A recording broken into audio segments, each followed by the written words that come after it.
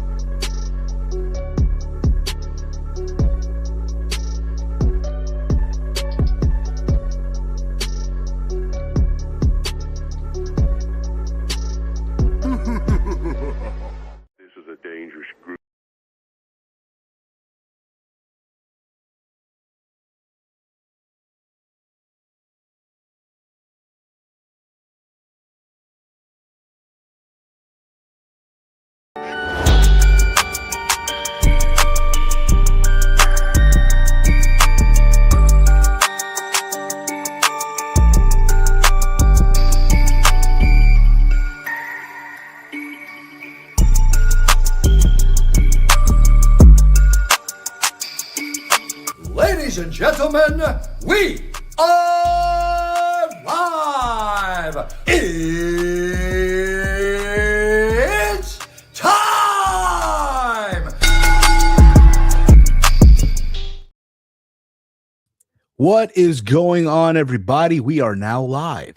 It is Tuesday, February the 24th, 2026, and this is another live edition of the Raw Rundown here on the Around the Point Network YouTube channel. We're also live over on Twitch, and we're also live over on Kick. Wherever you are, hit the follow, hit the share, hit the subscribe, hit that like, hit that bell notification so you're notified every single time we go live.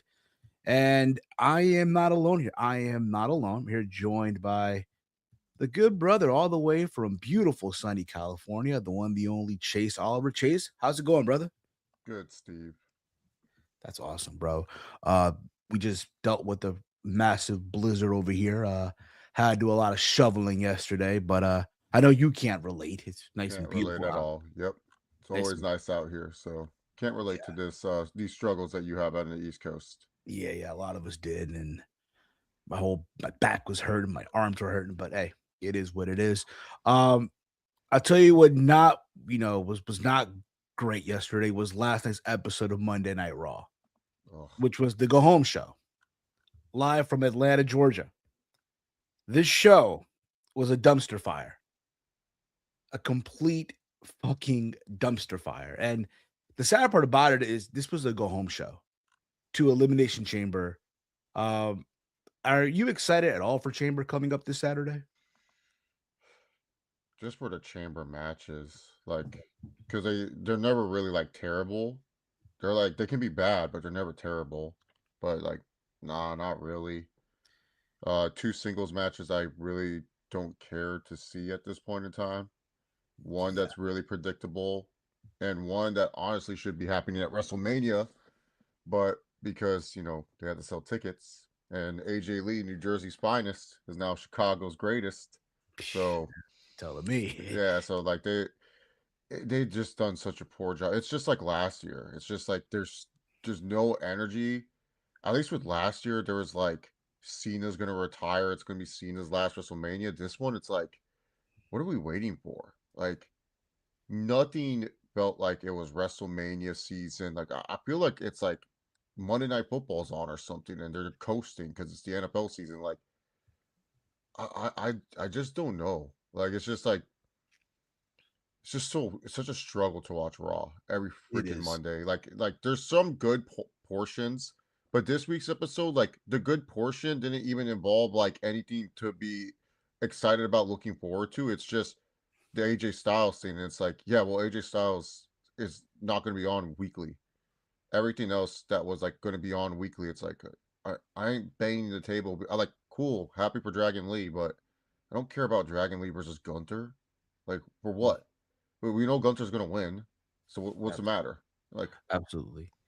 So let's get it. Now, look, I'll be honest with you. The only, like you said, the only good thing on the show is the ending, and it has nothing to do with any involvement to Chamber, the road to WrestleMania. It was AJ Styles. It was AJ Styles and his big tribute show in his home state of Georgia. His family was at ring. His family were in the front row, and he finally, he took off the vest. He removed the gloves. People were wondering why he did not take the gloves off in Saudi Arabia. It all now makes sense. In his home state of Georgia. Um, and look, overall, the rest of the show was just a blah, to yeah, be honest here, and the sad part about it is too, like, we're going into the show, and unfortunately, the injury bug strikes again. hmm With Bronson Reed. Bronson Reed, who in his triple threat match with Jey Uso and the original Grand Americano, per Michael Cole, he suffered a distal bicep tear. From I'm not no medical expert here. I've never had anything tear, but that just looks like it's a bitch. yeah, it's pretty much like worst case 8 months, best case 3 months. It just depends on how deep the tear is. So, damn, that sucks. It does, man. And it's sad. It's crazy because like Seth Rollins got hurt. He had like I think he hurt his shoulder in that match with Cody, Yeah. right? Braun Breaker, hernia. Then he made it worse when he flipped over the announcer's table. And now Bronson Reed. It's like all you have left now is Logan Paul and Austin Theory with Paul Heyman. It's a tag team. It's a tag team right now. Where do we go from here? I saw someone online say, "Oh, they're no longer the Vision. They're the Shelf." Yeah, they're on the shelf. All three of the main members are on the shelf. And it's just crazy. It's crazy. So the show opened up with Michael Cole and Corey Graves. Introducing everyone to Raw. Welcome to Monday Night Raw. Which, by the way, the crowd for the most part for the show dead, just sat there. Yeah, surprising for an Atlanta crowd. Normally, Atlanta, they're pretty good. This crowd was just ass. Like the only time they cared was this opening segment, and it wasn't even for like what happened. It was a theme song that hit, and then for AJ's scene, everything else, it was like barely anything. Like they were just quiet the whole time. Yes. But then Gunther comes out. Gunther comes out and he doesn't understand why are we celebrating or paying tribute to a loser. After all, instead what they should be doing is celebrating and honoring him. After all, he did retire Bill Goldberg, an Atlanta, a Georgia Atlanta native, right? John Cena, and of course now AJ Styles. And he's just rambling off. And then out of nowhere, Adam Pearce comes out and he's shouting and yelling. And to my understanding, he had microphone issues, right? Like you even hear him say, "God damn it. God damn it." And he's shouting like, and Gunther was just no selling him. And again, to my understanding, it was microphone issues. But he kicks him out. This tonight it's about AJ Styles, and he was not going to have anyone interrupt him. And he was not going to allow it to happen. So they kick out Gunther. They kick him out, and then out comes Dragon Lee, jumps Gunther once again. There's an attack, and that is how we started the show. Which, by the way, Chase, next week on Monday Night Raw, it will be Gunther versus Dragon Lee. Oh boy, on Monday Night Raw. Should be a good match. What will it do for Dragon Lee? Nothing. What does it do for Gunther? Nothing. Nothing at all. Good match though. It will be a good match. It will be a good competitive match. Look, I'm happy Dragon Lee's actually being featured. Would have been nice if they'd done this, like, I don't know, 2 years ago. But oh, for sure. Yeah, absolutely. When he debuted, right? Yeah, he's probably being featured. Awesome. But what's this do? He's not going to be Gunther. You're not setting this up for like a big WrestleMania payoff match. What is this building up to? Gunther trying to kill the career of Rey Mysterio? Because it doesn't seem like he's going to be with Brock Lesnar. So don't look like it either. Don't look like it. We'll get into Brock in a little bit too. So then we saw Cody Rhodes appear, right? Backstage, right? Because they brought out all the stars to honor AJ Styles, right?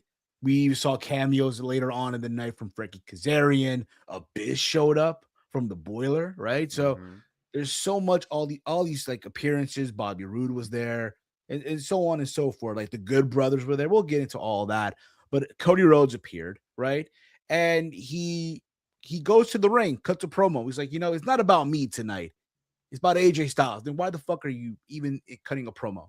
Yeah. Like, what are we doing? Yeah, he's like you would think Cody, he would just be like trying to hype up the Elimination Chamber.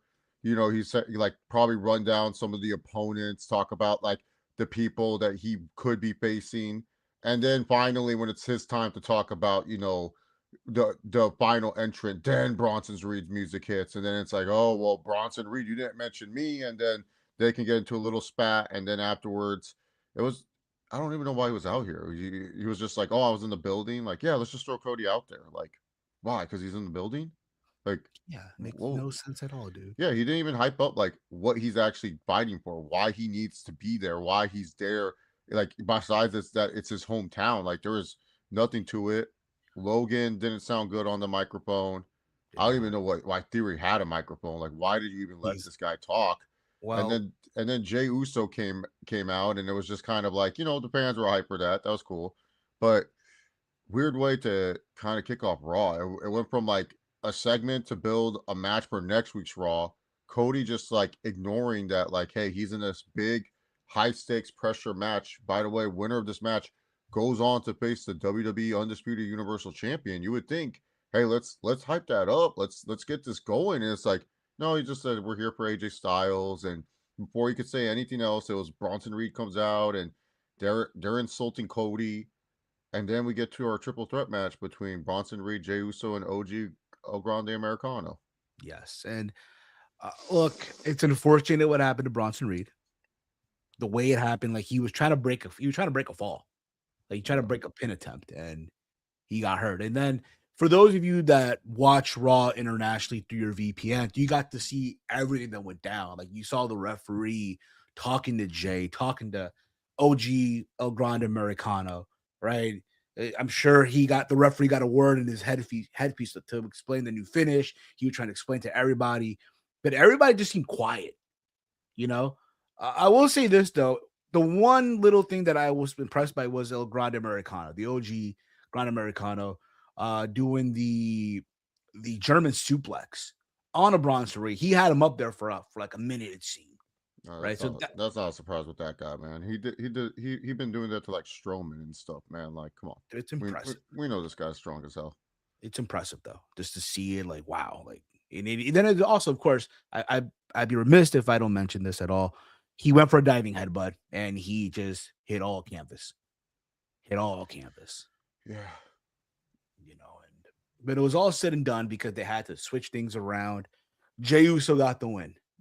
Jey Uso is now in the Elimination Chamber to, I guarantee you, run it back somewhere in this match. Run it back. You know what I mean? So there's reports that Bronson Reed was supposed to win. Yeah, it makes mean, sense. you look. He was going to be one of the only heels in the match. They needed someone like him in this match. Like, to be honest, like Trick's a heel, but people like him. Yes. And then the rest are all baby faces. No one's booing Randy. No one's booing LA Knight. No one's booing Cody. So it's like you needed Javon. Oh yeah, Javon Evans is in it, and we know no one's going to boo him. He's probably going to do the craziest spots of the night.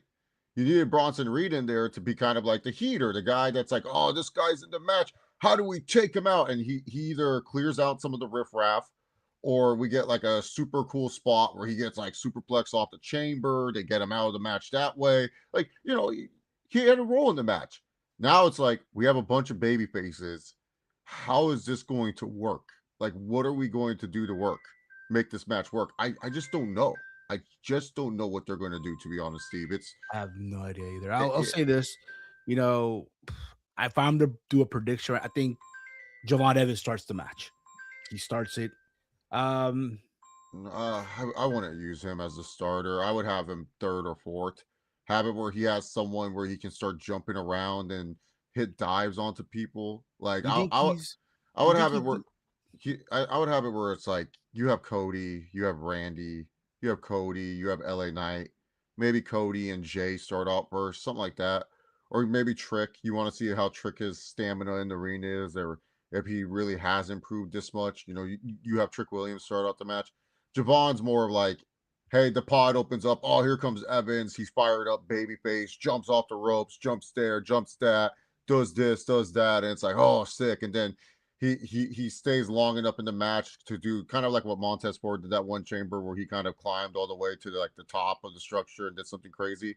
I can see Javon Evans trying to do something bouncy, something crazy. He's doing something crazy in this match. So, of course, of course, there's something to look forward to in the match itself. But yeah, this triple threat. Shame what happened to it. Uso and OG had to do what they had to do. That's all I can really say about it. Exactly. They dealt with the cards that were dealt with them. We never really got to see how this match turned out, so I can't be too hard on this match. But it just sucks. It just sucks about the circumstances. Yes, and all we're at this time, we just want to wish Bronson Reed a speedy recovery, man. That's all we're at the end of the day. It's unfortunate because again, you think about this too, right? This would be his second WrestleMania that he's missing. You know, remember he had that foot injury coming off of War Games Survivor Series. He missed he missed last year's WrestleMania. Now here he is. You would think he was going to be involved in some program going into WrestleMania, and now That's not even going to happen. So it's very, very unfortunate. Wishing Bronson Reed a speedy recovery. Let me just get to the Raw thing, and I'll put you back in. There you go. There you go. For whatever reason, whenever I try to change like to the show things, I have to keep doing that. So there you go.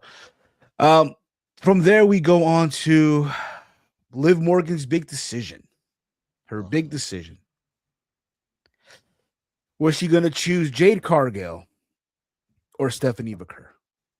Now they bring out Dom, they bring out Liv, and they call out both champions, right?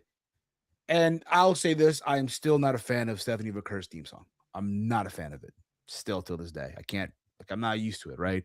But obviously Liv responds to what Liv said last week, where she made her cry and all that stuff.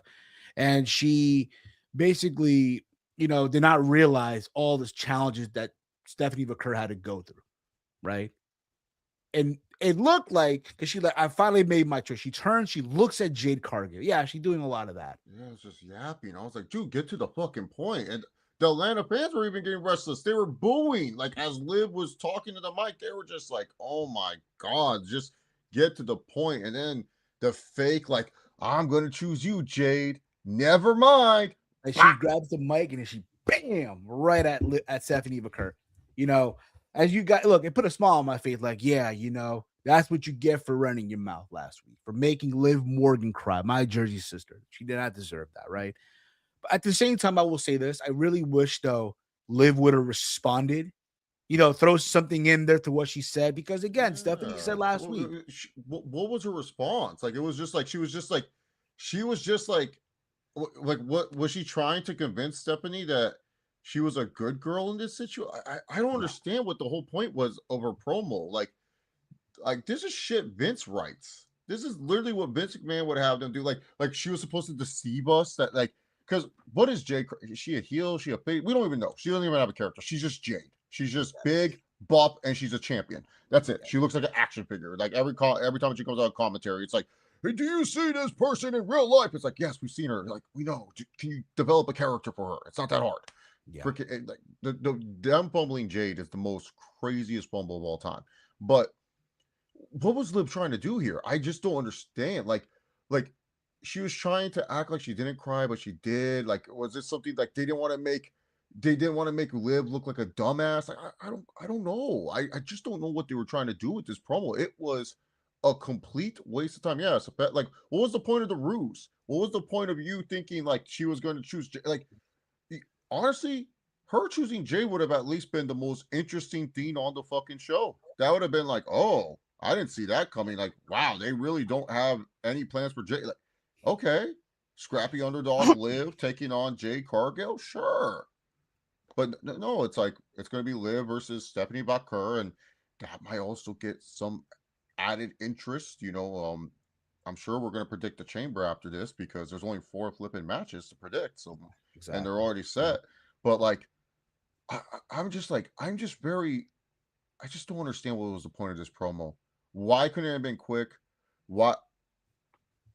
I don't get it. I just don't get what they were trying to do with this. Like, this does not make me want to say like, oh man, I'm so excited, Steve, for Vakur versus Liv Morgan at WrestleMania. No, like, Stephanie Vakur in ring wise has been a good champion. Storyline wise, she has been in some of the worst storylines, like the Nikki Bella feud that just ended. By the way, it was just like like she had a match with Nikki and it was okay. And then Nikki Bella, like, 1 week came out and was like, "Oh, I'm gonna show what a hot woman what a hot woman is, or whatever." And then she dropped that, and now Brie Bella's back. So Nikki Bella's back to being a face. Bella Twins are back, most likely going to get a tag team title match at WrestleMania. That's fine. Don't care. It doesn't hurt me. I know. I don't know. It's sad because again, we should be excited. This is supposed to be the happiest time of the year, the road to WrestleMania. I'm not asking for a perfect writing. I'm just saying, like, make it where I can at least care about the match. Like, you haven't done anything to build like any heat or any steam to this match. Like, dude, like, what's wrong with Liv being an insecure psycho? She kind of is an insecure psycho. She should be all like, yeah, you made me cry, Stephanie. I was crying. and she doesn't have to prove herself. Just like have it where she's insecure and stuff like that. Like say like you attacked all my insecurities. You reminded me something like that. Like just admit that you're insecure little psycho. Like that's why people love you. Like we know your story. We know all that. You have a documentary on the WWE Vault people can watch, like about. We know how your match that one time on SmackDown got scrapped. Like we know like Liv Morgan. You have respect from wrestling fans. Wrestling fans respect Liv Morgan. Like I think a lot of wrestling fans respect Liv Morgan as a performer and everything. She don't Absolutely. need to. She don't need to prove that to us. It would have been interesting where it's like Liv Morgan, the person who's known for mind games and stuff, someone's actually in her head for once, and she hates that this person's in her head, and she can't seem to crack this person. While Stephanie McCurr, like, because like her gimmick is wrestling's my language, Stephanie McCurr is just like, I don't get threatened by anything because I rule this ring. The only way you can break me is by beating me in this ring. But no, these are basic stories, guys. This is basic character work. It's I know you're just gonna say, Chase, that doesn't sound good. But doesn't it sound better than what you're fucking watching? I'm not trying to say that I have all the answers. I'm just trying to say, at least I can make it where it's like, oh, okay, that's more palatable. That's at least decent. We're not even getting decent. We're getting half-ass shit. Stephanie McCurr just comes out, looks attractive. She's great. Horrible theme music now. Whatever. Liv Morgan, they had like a decent start, but instead now it's like, oh no, I wasn't crying. You know, you're right. I didn't know about your story. And yep. I was like, who cares? Move on. Yeah. Let's move on from this. So from there, we saw Javon Evans linked up with Offset, right? Because again, they're in Atlanta. All the celebrities were there. All the hip hop celebrities were all Yeah. there. The New Day interrupted, and all this led to Kofi Kingston getting into a heated argument with Javon, and then they agreed to a match for later on in the night. So this would have been thus far, hey, Javon Evans going up against a former WWE champion, something to look forward to later on the show. And I mentioned earlier, again, a lot of the stars showed up to, show appreciation to AJ Styles. Again, it's his tribute show, and we saw, God, Girls of Destiny, or also known as the MFTs, Tama Tonga and Tonga Loa.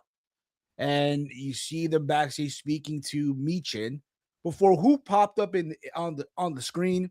The Good Brothers, Doc Gallows and Carl Anderson. They showed up, right? So that was, I guess, again, all to show appreciating AJ Styles. From there, we had literally the shortest match. Like, if you blinked, you missed it. Natty versus Maxine Dupree. This was just the bleeding shits. They changed Maxine Dupree's theme song. Literally, they're on the outside. Natty throws Maxine into the ring post. And I'm supposed to believe she went head first and she got knocked the fuck out. To no response. Yeah. Why was this even on my television show? Like, why? Why? Someone tell me why. ¿Por qué? Let's move on. Let's just move on from this. Yeah. All respect to Natty. This gimmick sucks. It's honestly going to be one of the top worst gimmicks this year. It's like all that build up for Maxine and that Becky feud, like it was for nothing. Like this is a former Intercontinental champion, and we're treating it like she just lost the Speed Championship. Like, what are we doing? Yeah. So again, also during the show, they showed the crate once again back on Raw. And as you remember, Adam Pearce last week sent the crate to SmackDown. Nick Aldis this past Friday sent it back to Raw. So now we're still wondering what's in the crate. So it turns out now, per Adam Pearce, him and Nick Aldis are going to open this crate together at the Elimination Chamber. So the mystery still remains on who or what's in this giant crate. We don't know. I bet you it's just some WWE 2K shit, bro. Like it's gonna be something where 2K26 related. It's just gonna be that. It's like oh shit, this promo code WWE because it comes out. Well, if you bought like the super duper collections, like the limited editions, you get like 7 days early or something. So could be, could very well be. That's what I'm guessing. It has to be some 2K shit. Like Why would you debut a wrestler towards WrestleMania, and especially if you don't know that wrestler's going to be on the card? I don't know. I don't know either, bro. It's WWE for you, man. Yeah. It was like something Bruce Pritchard like made, decided to like put on television, and Yeah. he tried to like, kept begging Triple H to put this giant crate on TV. It's gonna work. It's gonna get excited. Maybe Kevin Thorne comes back. Kevin Thorne's in the crate. He's finally back after all these years. Mordecai? Oh man, Mordecai. Yep. We are so back. We are so back. We saw the Judgment Day backstage where JD apologized to Finn for being a hothead last week. He talked about how you're my brother. I wouldn't be here without you. You're the one who brought me into this family, and he wanted to apologize, right? And he's telling he believed that he will beat CM Punk and all that stuff. But Finn told him, look, I gotta do this alone. I appreciate, but I gotta do this alone. And then Dominic took offense to the fact that last week no one was in his corner, right? Nobody was in his corner, and Balor basically told Mysterio that he needed to grow up, take responsibility. The fact that when Dominic and when JD were out, he was on his own. He took responsibility for everything. So it's time for Dominic. He didn't call him. They just call him Dominic to grow up here. And also, again, Finn wore a suit as well. Not his traditional. I heard about this. Like Steve, he's just wearing he probably just owns one suit. Maybe so. I think it's also a callback to when he vacated the Universal title. But anyway, let's move on here. We saw Brock Lesnar fight because again, when are we gonna get Finn versus? They better do Finn versus Dom at Mania this year. Like this, it's getting ridiculous. This Judgment Day thing has been 2 years in the making, bro. Like we've been waiting. Like last year was like the perfect time to start a Finn and Dom feud and stuff, but no, they kept pushing it back. They thought Dom. This is how dumb WWE is. They thought Dom was going to be a heel in AAA, so that's why they didn't want to. That's why they didn't want to, make Dom into a babyface, because they thought, oh no, he's gonna be a heel on WWE television and on AAA. But in AAA, he became the babyface, and Vikingo became the heel, and Vikingo's doing great work. I love how Vikingo just uses Omos as his heater. It's like I love how Omos just like they act like this guy doesn't work for the company anymore, but he's on all the little partnership brands that they do with and stuff. It's hilarious. But yeah, man. So they stopped this feud, and so Finn went back to doing like tag team stuff. Like they kind of fumbled this whole like Finn bringing Roxanne into the group, like because obviously the plan was Roxanne was supposed to be like the poison pill to like ruin the Dom and Liv relationship and stuff, but because Dom got injured at a bad time, then they had to do it where it's like they just kind of like made Liv and Roxanne into friends, and so it just we never got a resolution. But yeah, no, there has to be something for WrestleMania. Like that would honestly help to build so much if they can find a compelling Judgment Day storyline. That would help the build so much, because some people are invested in the Judgment Day. Is it played out? Yes. Is it overcooked? Absolutely overcooked. But it would definitely be warranted. We don't have that many stories heading into WrestleMania. There is that rumor that they realize they fucked up with the WWE title scene. Maybe Cody Rhodes, you should politic better and not try to take my tribal chief out of your main event. Maybe you should just maybe you should just eat the fucking pinfall, Cody, at WrestleMania. And realize you're not the big star. You're always going to be number 2, brother. Maybe you should have just realized that, and we wouldn't have this issue. But there's a rumor, 5-way, 6-way WrestleMania event.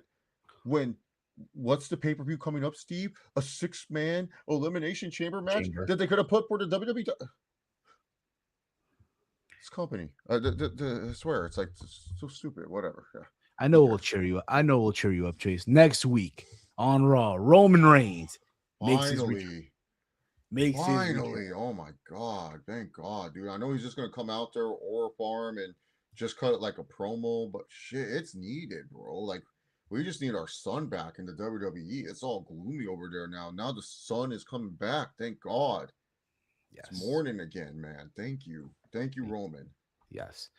But speaking of returns, who returned last night, and they advertised him like a week and a half, 2 weeks ago. Oh, he'll be on Raw. Brock Lesnar, along with Paul Heyman. And Paul Heyman basically announced that they would host an open challenge at WrestleMania 42.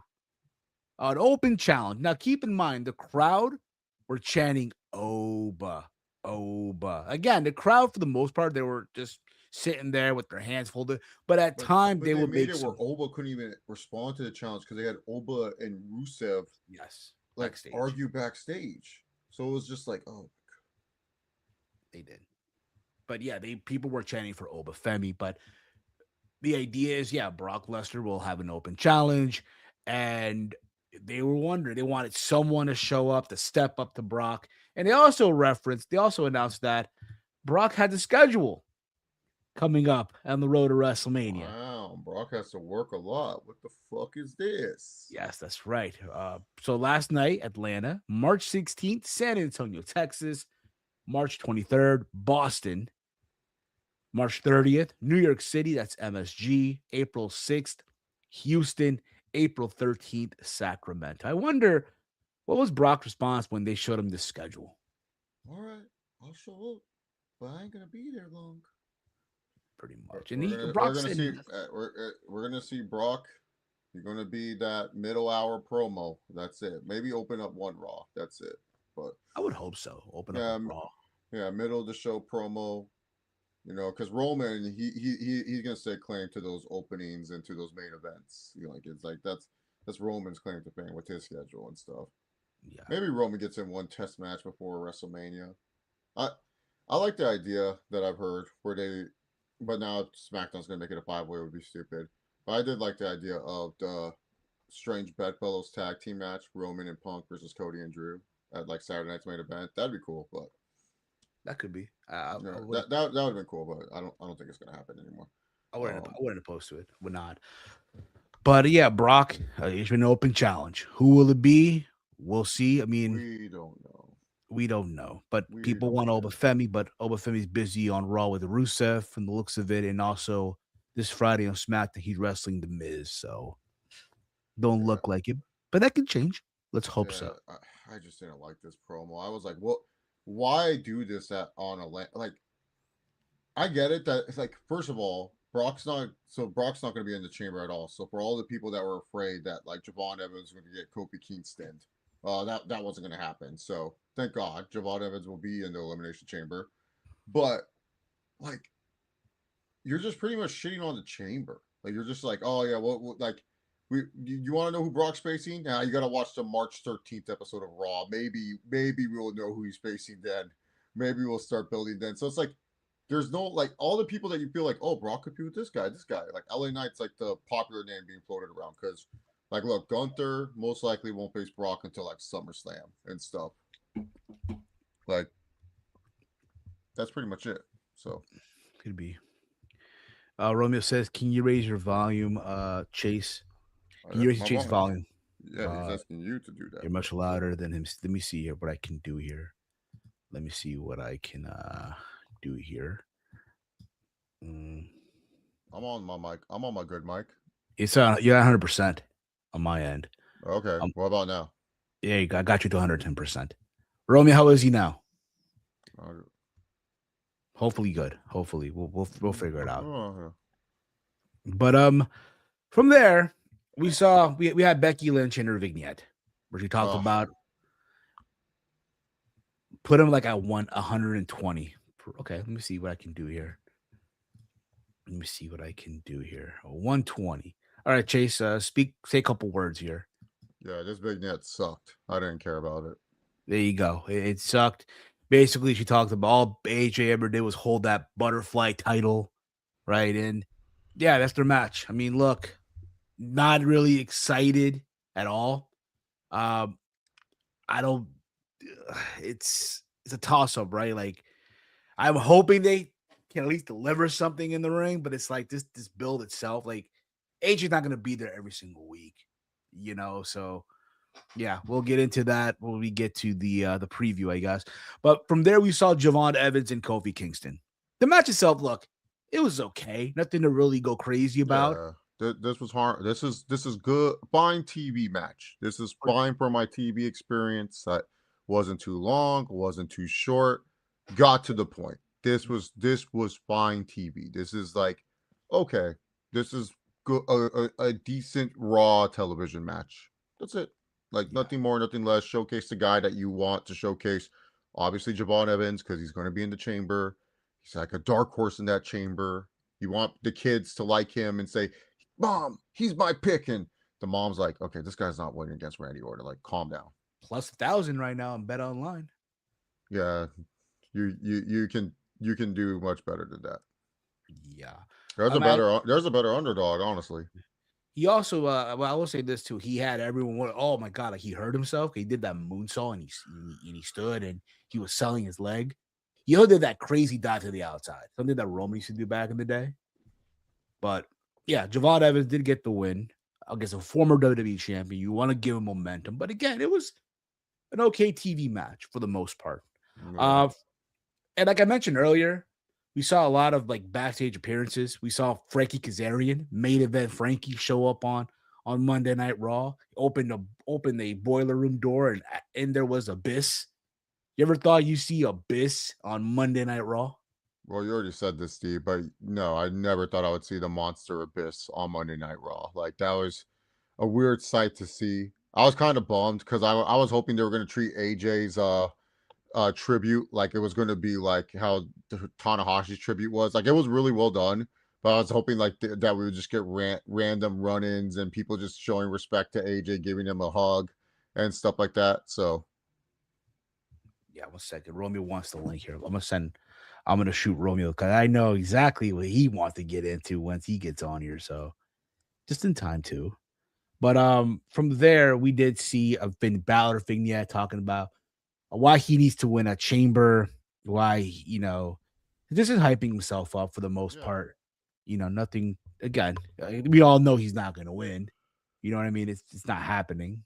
But let me just send Romeo the link here. Yeah. And then the Punk promo afterwards, like, way to just like look over who you're facing, like make it more obvious that Finn Balor's not going to win at Elimination Chamber. Like, I just don't get it. Like, what was the point? And then like he was all like, "Oh well, I'm here, not the tribal chief. What would you guys like to see me punch him in the mouth next week?" And it's like the fans like kind of like half-heartedly went like, "Yeah," and it's like, wait, we're not going to be here next week. Y'all ain't even in our town next week. You ain't in our city next week. The Hawks game is probably in our city next week. Like exactly next. Like who cares? No, that's the Brock photo. And I want to see, did they mention here where they don't even mention where Raw will be next week on this graphic? They're probably somewhere in the East Coast, Texas. Who knows? But all you need to know, the tribal chief, the OTC one will be there. That's OTC one's back. That's all that matters. But yeah, no, it is literally like it was just such a nothing promo from Punk. Like it was just like this could have been an email from CM Punk. We should have just gotten a CM Punk vignette explaining like why Finn Balor is the guy that he chose to face at WrestleMania. Elimination Chamber. Yeah, I was saying or a training video. A training video, working the pad. Something that he needs to stay sharp because if he wants to take on the tribal chief at WrestleMania, he has to take on all comers. Finn Balor gave him the toughest defense yet.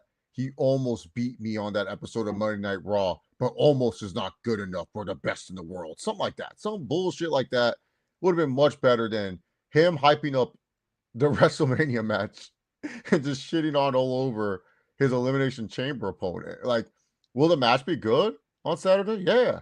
It'll be great. It'll be a great match on Saturday for sure. We just know who's winning. We just know it's going to be CM Punk.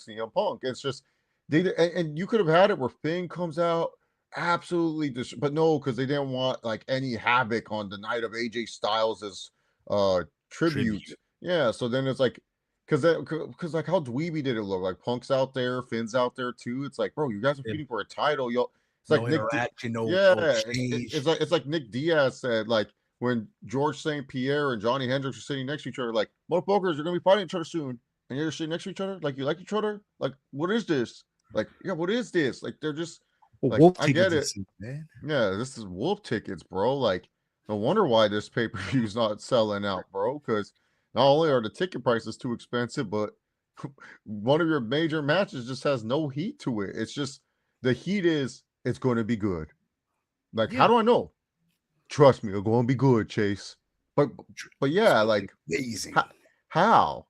Like I know the match is gonna be, but what else is going to be good? Just watch. It's like, okay, I'm Just dumb watch. wrestling fan. I'm dumb wrestling fan.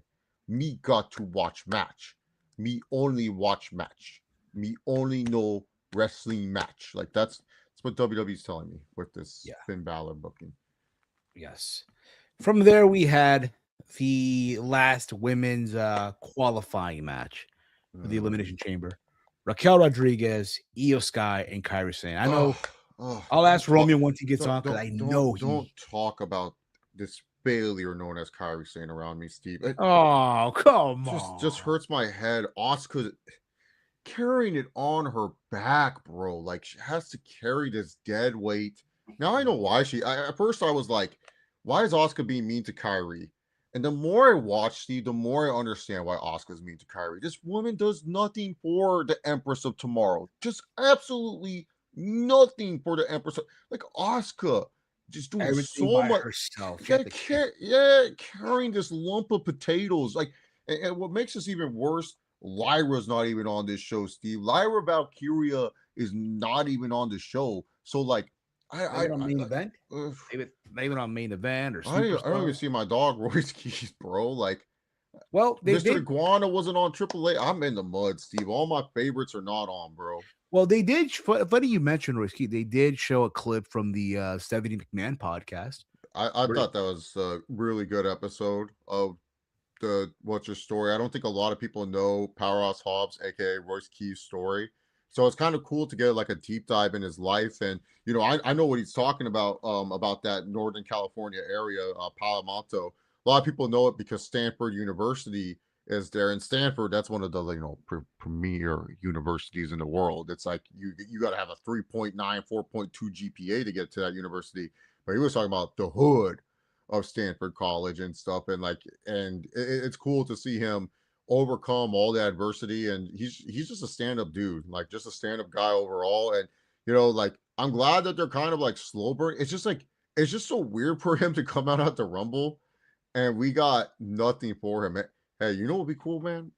Man, fuck this Obafemi shit. He's gonna be fine. Obafemi gonna be fine. You know what I'm Royce Key saying? versus Big Brock. Yeah. He wanted, bro, dude, like Obafemi, like he fine, bro. He already got the boom, boom. He got his shit. How come my dog Royce Keys can't get this match, bro? Why can't Royce Keys get this match? Tell me what's everyone's like, well, we need a new star. Yeah, Royce Keys is a new star. No, Chase, we want Obafemi. Obafemi has like, well, first of No, all, they we want don't know Kid Roby. Wilson. They want- Royce they Keys and Obafemi share the same thing. We just don't know their real ages. Like some people say Royce Keys is 35. I heard he's 41. I don't care what age he is. He's a talented performer. Just like Obafemi. I don't know if this guy's 25 or 35. And He's also, a talented performer. That's all that matters. and also one of the nicest people you'll meet. One of the nicest people. Yeah. Well, dude, you wanna put Royce Keys on the map? I want it. Put him against Brock. Have that match. Make it where it's like, okay, this guy's legit. Brock Lesnar does the same thing he did when Keith Lee walked out of the Rumble. Oh, okay. No, he just did like a Keith Lee's fat. He was like, big boy. He was making Big fun boy. of Keith Lee. Yeah. But I get what you're saying, though. Yeah. No, yeah. I'm just saying that like everyone's like, but like, oh, I love Obafemi. But it's like He's gonna be Obafemi fine. he's He's gonna be be a fine. champion. He doesn't need Brock. Royce Keys needs Brock more than Obafemi. Like, let's keep it a buck. Obafemi cannot fight with Brock Lesnar. Like, dude, how many years? We need Gunther versus Brock. Gunther hasn't even wrestled Brock, and That he's ship has sailed. fine. That ship And has sailed. but he's fine. Gunther don't need Brock. Royce Keys needs Brock Lesnar more than Obafemi or Gunther or LA Knight. I just think I found the opponent for Brock Lesnar at WrestleMania. Royce Keys talked about in the Stephanie podcast. He wants to be a legend. He's going to be a legend with tonight. I got it. I cracked the code, guys. Cracked the code. Well, I know you're. Well, I don't know what happened. He just. I'm gonna bring him in, because I know you're upset about, Kyrie Sane not winning. Oscar has to carry this by herself. But I know. No, like she just didn't do anything to help the Empress. I mean, Oscar was kind of happy because that conniving Io Sky didn't win. Thank God. Like, so tired of it. Like, What more does Io have to take from the Empress of Tomorrow? Like Asuka walked so Io could run. Like, this is the saddest thing in professional wrestling. Asuka did all this hard work, and Io Sky is just taking it all. Like, he Well, just takes everything from her. Right now, Oscar's at a plus 425 on Bet Yeah, Online, better odds than Rhea Bloody Ripley. which we'll get into. Bloody Mummy's on top, not against my Empress. But yeah, Raquel Rodriguez. How many WrestleMania matches you've had, Rhea? How many WrestleMania matches you've had?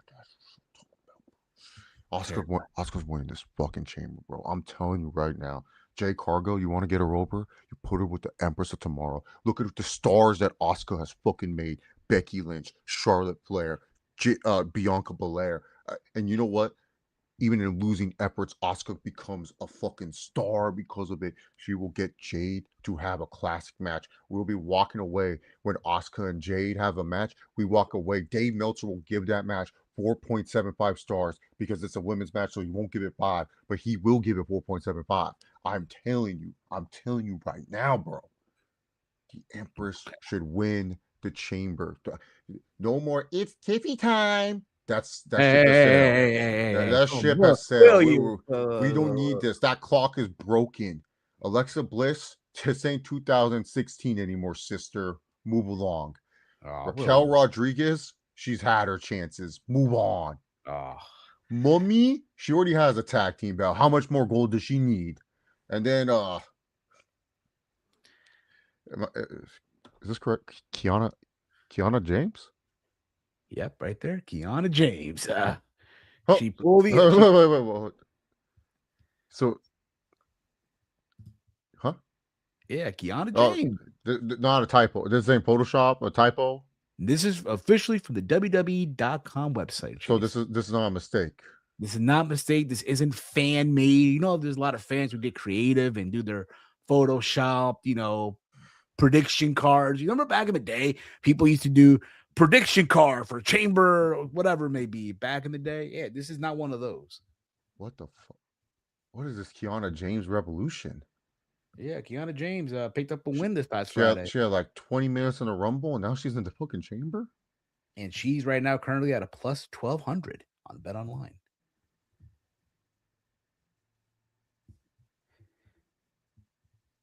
Huh. Yeah, I know. I know. But yeah, after this, Raquel's advancing. She's gonna go to the chamber. Yes, for the most part. From there, we saw Jade Cargill appear in a promo saying that she did not care who walked out the winner because now she knows the winner of this will meet her at WrestleMania. She does not care who walks out of this. And from the looks of it, like the timing was cut off a little bit because this was on that international feed, right? So the timing was kind of cut off. But Trick also cut a promo talking about let's talk about it. Let's talk about it, And what I will say, he got it on time. He didn't the timer. He literally beat the timer that was on that. How, like on the Netflix International, they have the little timer. Yeah, they tell you when get back. He beat the clock.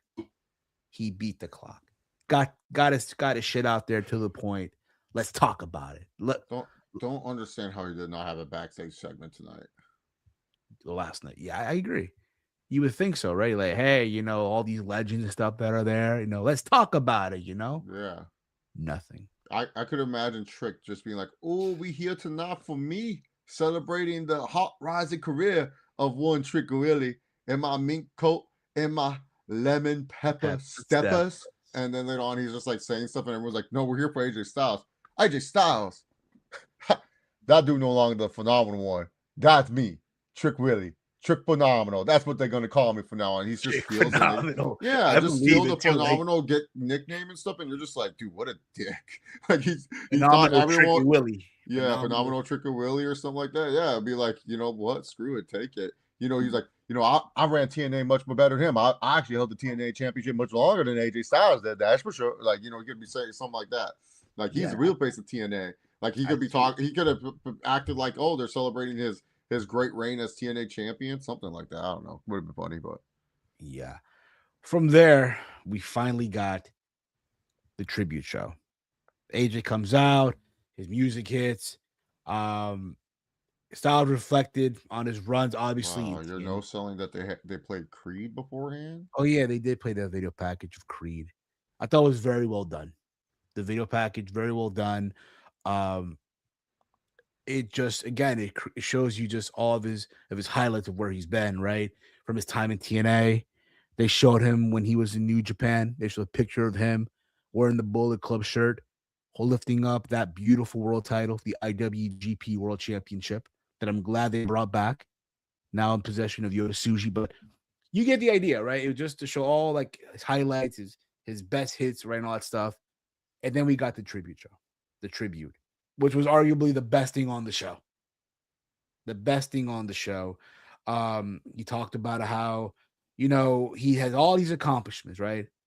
But the one thing that he's proud of now that he could be a full-time father, full-time husband, right? His family was in the front row. And look, when you hear all this stuff, it gets you in the feels. It gets you in the field because, again, a lot of wrestlers, again, sacrifice a lot of things.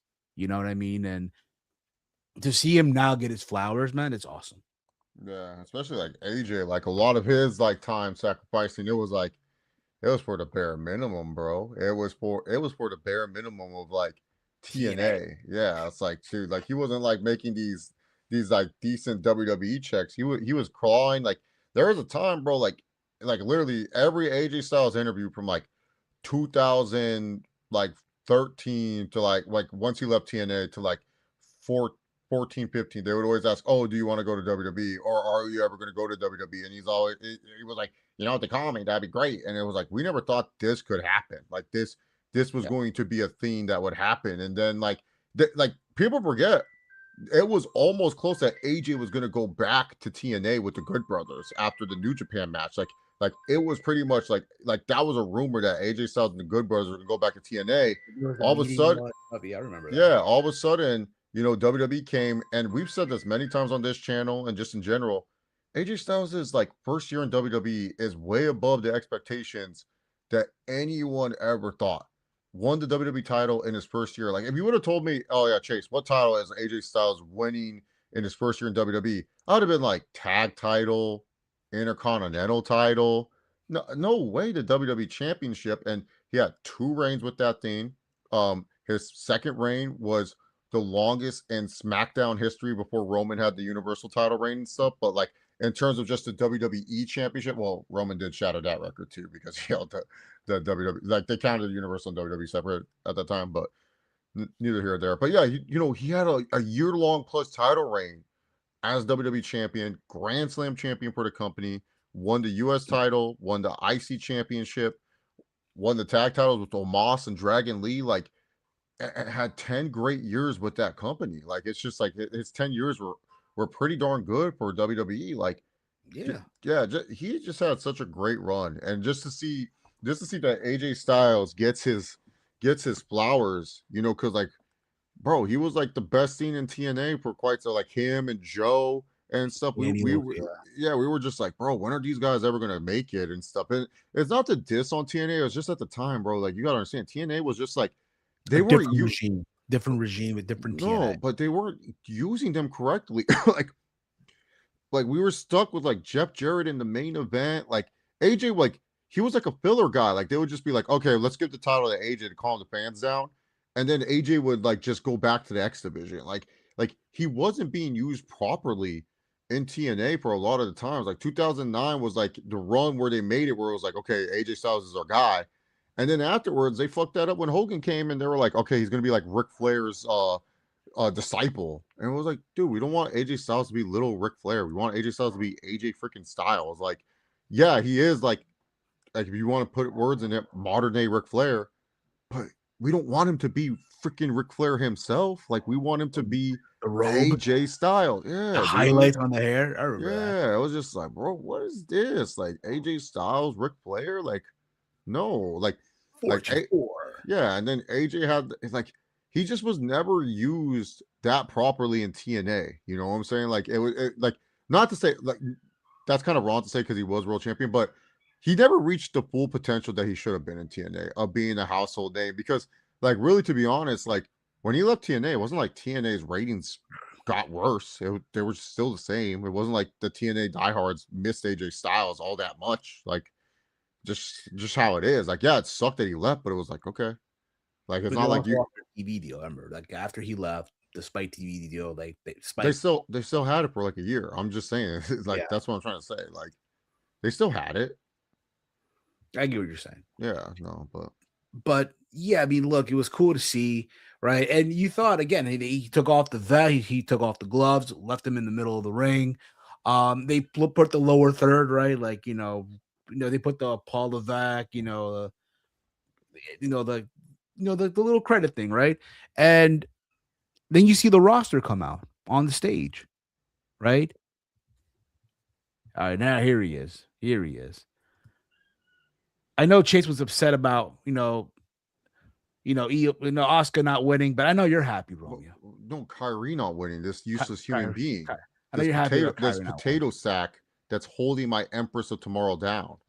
But Chase, did you see the segment on social media? No, I did. I know she was happy, but really, to be honest, Romeo, I was not happy because now Oscar has to do all this heavy lifting in this match. So Romeo, how did you Eels feel not in it though? Thank God. Yeah, thank God. This selfish person that's stolen everything from my Empress of Tomorrow. What? Is she not? She's gonna probably blame Heel Steven for that. So she's gonna blame Heel. Oscar ran so Io Sky could fly, and Io Sky gets all the love. Everyone just goes Io, do the little thing. Like, who cares? So dumb. Both our girls, Chase. Both our girls are in the chamber. Thank goodness. And Kiana James, we can't forget about her. Wow, Jesus Christ. Well, Roman, how did you feel about Raquel Rodriguez getting the dub? How did you feel? Well, they're calling it the upset of the year so far for 2026. Everybody had EO. Everybody thought EO was winning. It's a done deal. EO. And Raquel, you never doubt my girl Raquel. Yeah. So she won. Let's go. She's winning the chamber. She's not stopping there. Well, let's see here. Raquel's she's a plus 145 on Bet Online. Oh, you sound surprised. You sound shocked. Wow. Okay. It's awesome. But it does. We're talking about the AJ Styles tribute, man. I thought overall was very. Hold up, Steve, before you continue, Romeo. Did you guys think I was trolling in the chat when I gave you guys the betting lines and I put Raquel as the favorite? No, I believed you. SB2's face was like, "Wait, what? Raquel's the favorite?" Because I literally was. JJ's face was worse. I was literally looking at the lines because I was all like, when you guys were talking about Rhea winning, I was like, yeah, what is Rhea's lines? Because like last I checked, she was like the third to win the chamber, and this is before Raquel entered. And then I checked it, and then when I saw that Raquel was the favorite, I was like, huh, that's interesting. Oscar, and then Oscar too, and then, close. You know, she's now third. Rhea's bumped down. She's fourth. Rhea's now fifth. Kiana James, right? Where she belongs, yeah. Yeah. Why is she in the match? No respect. No disrespect. Great woman. Beautiful woman. Absolutely. But Roxanne Cara did that one at NXT special. Let's just be real. But then they played the credit. Did she not in the cage match? Yeah, you're correct. I remember. Yeah. Shout out. I remember. So then they play the credits, right? The roster comes out for AJ Styles, thanking him, right? And then you hear the gong, the lights go out, right? The lights go out, and I'm like, wait a minute, what is this? What's going on here, right? What's going on here? And then you hear Kid Rock, American Badass. You see Taker riding on his bike, right? Gets in the ring, says that him and Styles have unfinished business. Right. And then you kind of knew, like a lot of people were like kind of knew, all right, we know what's going on here, right? All this to inform Styles that he will be inducted into the WWE Hall of Fame class of 2026. I don't know, Steve. I kind of disagree with you there. I didn't know. Taker was selling this really good. He was making this out. I do not put it past him to try and finagle one more match to sell tickets for this Mania. I did not put it past him. Only when he said R2. The way he said, he's like, you and I, we have unfinished business. I was all like, wait a minute, don't tell me I literally thought he was gonna say, like, he's like, we never gotta do this. you and I in front of these people. How about this, AJ? You, me, WrestleMania, one Oh. badass ride. Bold. I am American. AJ Styles, though, he just retired, Corey. He just said he wants to be a full-time father, and The Undertaker is challenging him to WrestleMania. What does AJ Styles do? I don't know, Michael. This is a twist. But AJ Styles said that Gunther retired him. Like, I thought for sure, like, dude, come on, bro. Taker. He been working out, bro. Come on. It's only when he said, "It is my esteemed honor," that I was like, "Oh, thank God, jeez." My esteemed That's a honor. close one there. With a bullet. AJ's going into the Hall of Fame this year, deservingly so. Deservingly so. At the end of the day, Did you see AJ's face when he said, "We got unfinished business"? Yeah, he was like, the fuck?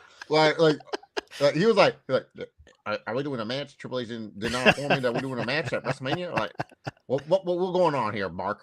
Like, you know what I'm saying? Like, he confused. Yeah, but yeah, man. Again, deservingly so. I want to believe, he is going to be the headliner, right? He has to be the headliner. Steve? Stephanie McMahon. Yeah, you're right. Come on, what the fuck are you talking about? Down. Hell, Steven, what a silly joke you just made. You really thought that AJ is gonna be the headliner over me? Make a man. What's your story, Hill Steven? I don't care. I appreciate the honesty. SMH. Yeah. Yeah, AJ's like a good co-headline. Yeah. But again, people online were speculating who will induct him, right? I know Cena's been mentioned a lot. That looks so weird. You would have Cena, who retired and who WWE has shoved down our throats, the greatest of all time, inducting someone else into the Hall of Fame that he is not even in yet. No, I've said this. I've said it on social media. In a perfect world, right? In a perfect situation where there's no restrictions, right, and all this contractual bullshit, I would say Christopher Daniels or Jeff Jarrett. I don't think Jeff Jarrett and AJ have the best relationship. They don't? I don't think so. Not compared to Christopher Daniels. I don't think it's close. Oh, okay. Christopher okay. Daniels. I know Daniels is on a little bit of AEW television with Scorpio Sky's group and stuff, but like, what trade could we do to get Daniels to do this? Like, what could we do? Like, what is AEW? Cody in London. Oh no! Like, send them the Elimination Chamber crate. No, they don't want Danhausen back or whatever WWE 2K. Send it to Dynamite. No, we just got rid of this motherfucker. We don't want this guy back. What's it called? Dude, yeah, no, like, what does AEW? Kazarian, straight up 3-way trade. They didn't want this guy. No, he asked for his release, Kazarian. Oh my god.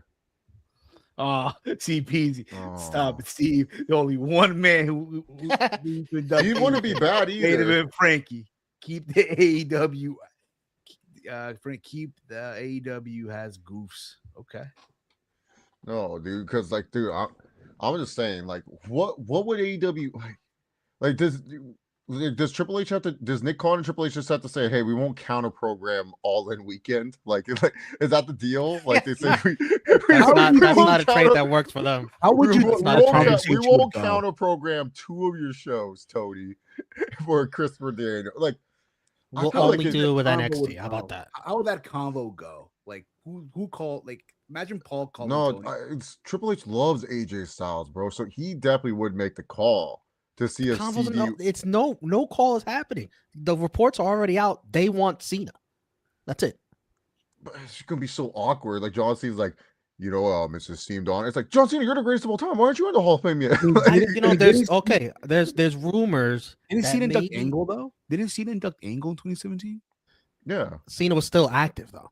Oh yeah, it's true. Yeah, That's what I'm saying. Like Cena there's retired rumors- before AJ, and he's going to induct AJ in the Hall of Fame, and it's like this sounds just like something John Cena would do, where they went to him, they said, "We want to put you in the Hall of Fame," and he was like, "No, put AJ in first. Give AJ his shine now. We could do me another time, something like that." I could see Cena doing something like that. Do you think he gets paid more if he does his Hall of Fame ceremony in Saudi next year? Like, is that what he's waiting for? Is there like a big Saudi Hall of Fame? That might be The Rock. Angle had The Rock finally goes into the Hall of Fame. Yeah, Maybe it could be Kurt Angle. Dude, we don't need Kurt Angle. Like, I love Kurt. He is not built for like 30 minutes. He's gonna be like, come out there. He's like, I remember when I first saw AJ in TNA. It wasn't my best time in my life, to be honest with you, but that guy was one of the most talented wrestlers I've ever met. Like, Kurt is not a good Hall of Fame. It's true. Like, he's not a good Hall of Fame speech guy. Cena would be perfect. Cena, it's 100% going to be Cena. If they wanted, Cena's going to have no problem with it. Yeah, Cena will do a great job. AJ won't have a problem with it either. Hello, darling. Dude, if they got Dixie Carter do it, then I wouldn't even watch that Hall of Fame. I would just. Do we know who's inducting Stephanie? Probably Triple H. Oh yeah, that's true. We do not know. I mean, it's not gonna be Vince. Like, come on, imagine if it was Vince. Who knows? The Monster Abyss. Can he? Yeah, Abyss would be good. He'd be great. Bobby Roode is another one I would throw in there. Pritchard might be freaking out back in the backstage, being like, "You gotta wrap up the speech. Gotta wrap up the speech, Chris." But other than that, Abyss seems like a rambler. But he does. I remember when we were wrestling Lockdown 2005. I was really nervous, and AJ calmed my nerves down. And what AJ did to calm my nerves down, it's like, get to the point. Read a Bible verse to me. Read me the Bible. It's so funny. Cena's AJ's best WWE rival. They both be down to do it. Absolutely. Their farewell tour sort of intersected without us knowing it, really. Yeah. It's fitting. They had that amazing match in Australia. They had that amazing match in Brooklyn. They had that amazing match at Money in the Bank, I believe it was. Yeah. So, yeah, I can Rumble. See it. Rumble, yeah. Also in the Rumble. Forgot the Rumble also, but yeah, I can see it. The Rumble is one of the greatest matches of all time. Well, that's true. They didn't leave the ring. They did not leave the ring at all. And John Cena won his 16th championship. Number 16. Yeah, man, it's crazy, man. AJ's going into the Hall of Fame. Deservedly so. Once again, deservedly so. Now, we don't, because my understanding, his contract was set to expire in February, right? That was the original report. His contract was expiring in February. I want to believe that he likely signed a Legends deal with WWE. He's going to be if he hasn't, he will soon, probably. Yeah, if he hasn't, he has until April to resign that Legends deal. So, there's people out there. It comes with a Hall of Fame ring. Yeah, it comes with a ring. I know there's a lot of people out there who still get hold your on residuals. You get your merchandise. We still make it. I'm trying to avoid you talking about AEW. Exactly. That's AEW. Like we literally said it's so over. Many times. It's not. We gave it like such a low percentage. It wasn't really anything to take that seriously. Joke around about for sure, but if you took it that seriously, I saw people being upset about it, bro. They were like, "Oh, screw your family. Go wrestle Kenny Omega." I'm like, what? I'm like, damn, you're all sickles for sure. AJ would look bad. Everything he said last night, if he literally went back on his word, which he said he was a man of his word, and he did this for family. The only time AJ is going to be against a man of his word is for his family. When one of his 3 kids who look like they're going to be WWE, 3 boys, 2 of them look like they're already in great shape. It looked like they could go in NXT. I don't know what the oldest one is, but looked like. But yeah, he wasn't there last night. Yeah, he was sick. So 2 of them looked like, one, they're taller than AJ. They look like they're athletic.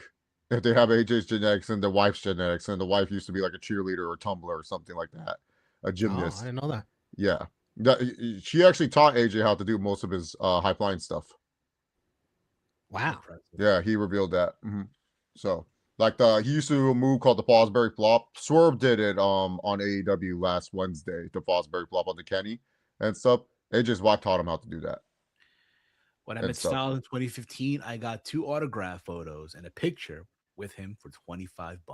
Man, when Steve met him, Steve asked if he could hold the IWGP title. He said, "I don't let fans hold And it." all he did was put it on my shoulder. Like, he held him like, all right. No, he told you, "I don't let fans touch the title."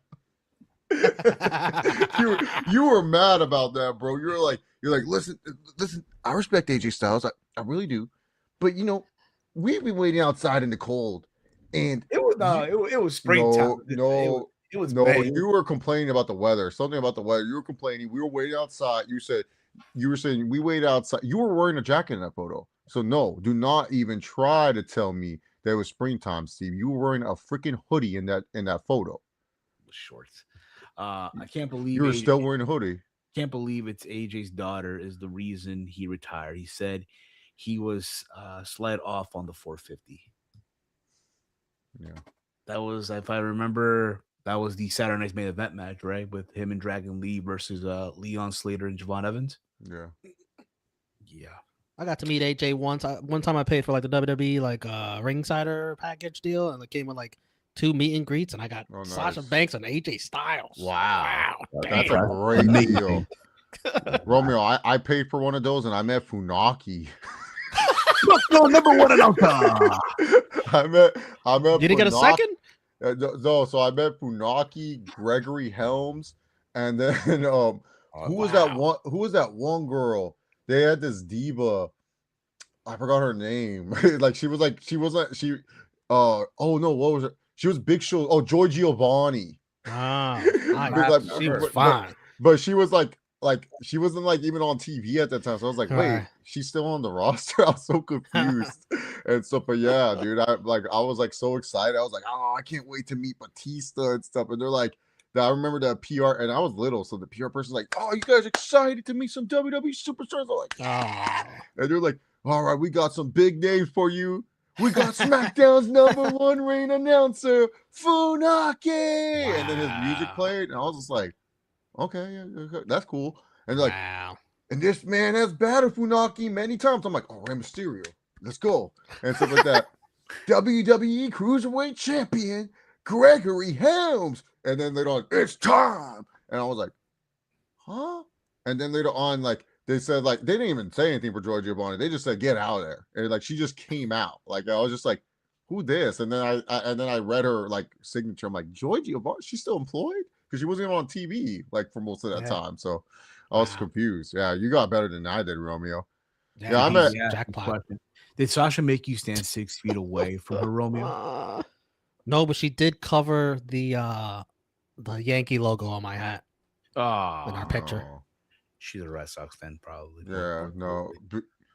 I met AJ for Bound for Glory 09. No, which one was him and Steve? 09? Yeah, 09 or 10. The one that they came for California and stuff. I believe it was Bound for Glory 09 at Irvine, California. They had a TNA meet and greet.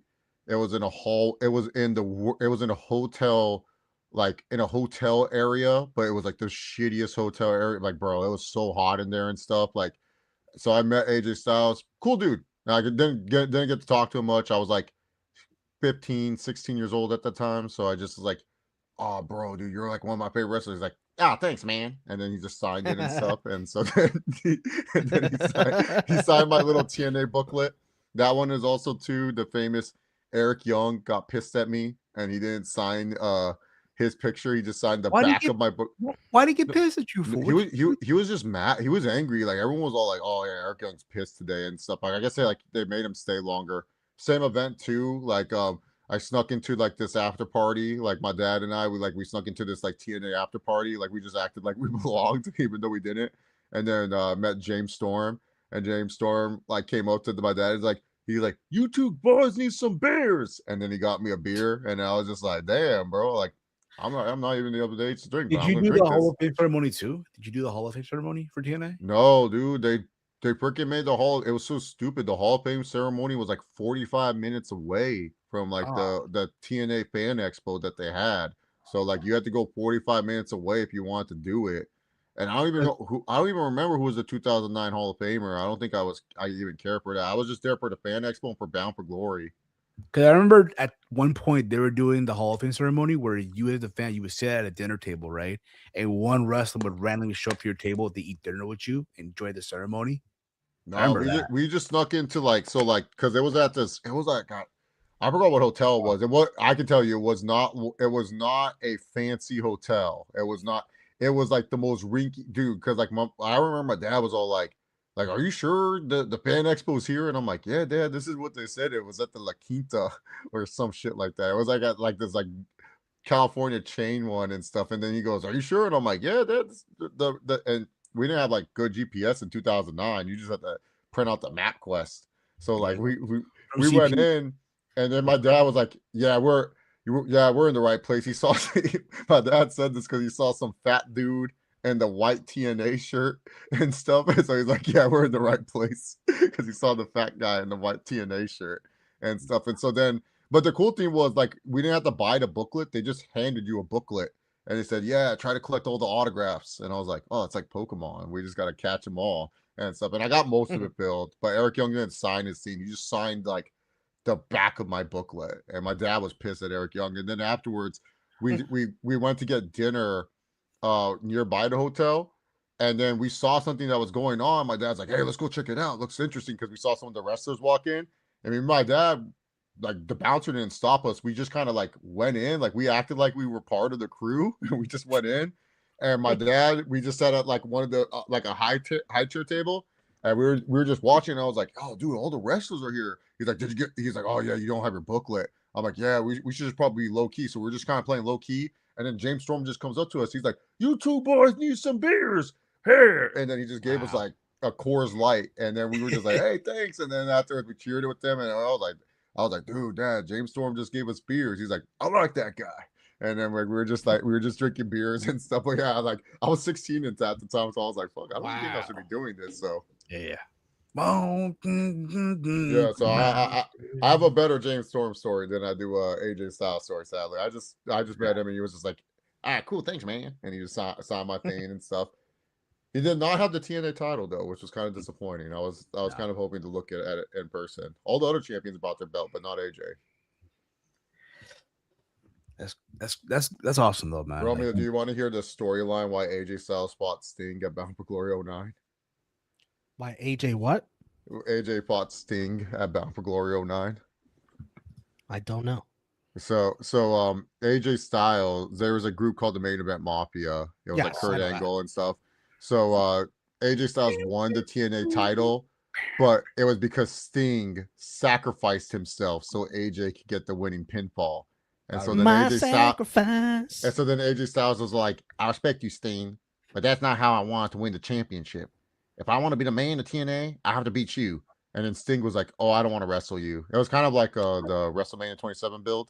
And then finally Sting's like, fine, I'll wrestle you. And then later on they wrestled. That was the build. Yeah, I remember that. He like, you pin Kurt Angle. You get the pin. So CPZ, do you think I snuck into the Bound for Glory dinner? Is that what you think I snuck into? Me and my dad, we just snuck into the Bound for Glory dinner. Because according to CPZ, they didn't have a Hall of Fame in 2008. It was in 2012. They had something going on at another venue because like I remember they were telling us like go there, and we didn't go there. So and Sting was the first inductor. So, but before we get into the preview and all that stuff, next week's Monday Night Raw. For those that, I know Trace is excited next week. Roman Reigns is going to be there. His son is back in the WWE. And also Romeo's happy. Royce Keys Rome's also happy. It's my favorite wrestler. Do you think Mr. Iguana will come on Monday Night Raw? Oh, Matt. That'll be so exciting. Hey, man. Next week, I'll be on 2K26 grinding to unlock Mr. Iguana. I got to get to level 20. Also, next week, we're going to get Dragon Lee versus Gunther going. Welcome to the flame. And then, speaking of Lucha Libre, for the Intercontinental Championship, what the fuck is Dirty this? Dom defending the championship against Penta. Hey, Mr. Iguana. Wait, why are we getting this again?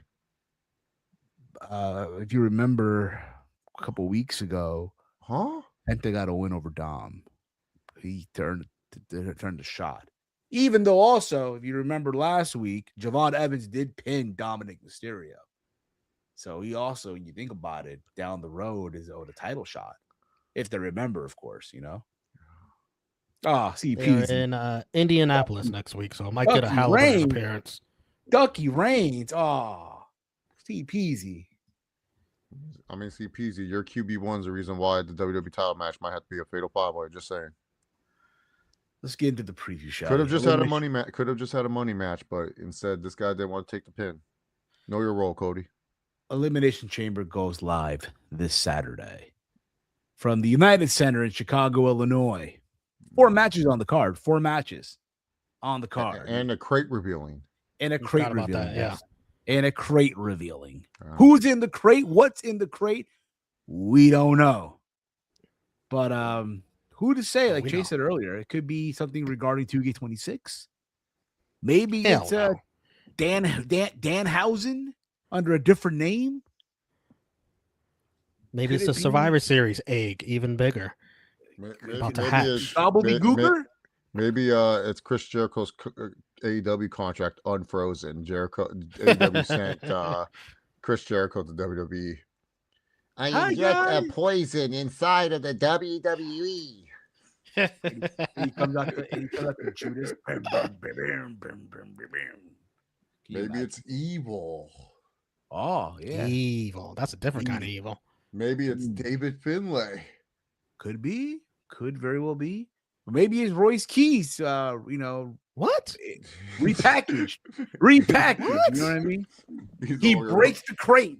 Gonna ignore you said that. He comes back as Why do you say that about my favorite wrestler, bro? It could be anything, right? I mean, look, for all we know.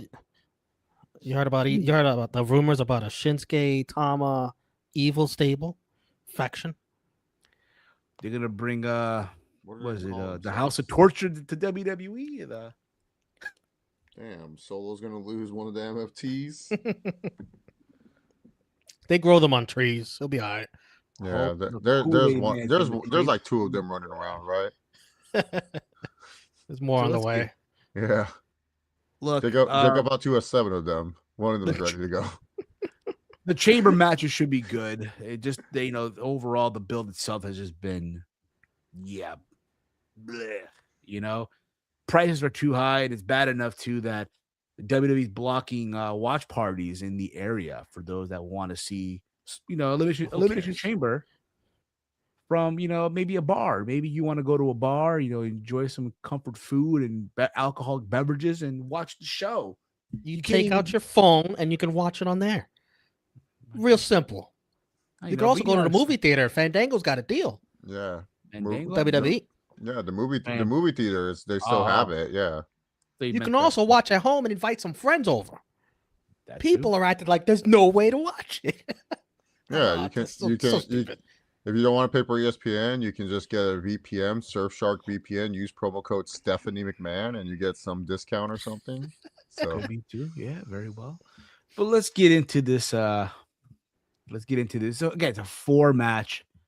Nobody in Chicago doing no watch party for this BS. What about for CM Punk? Oh, come on.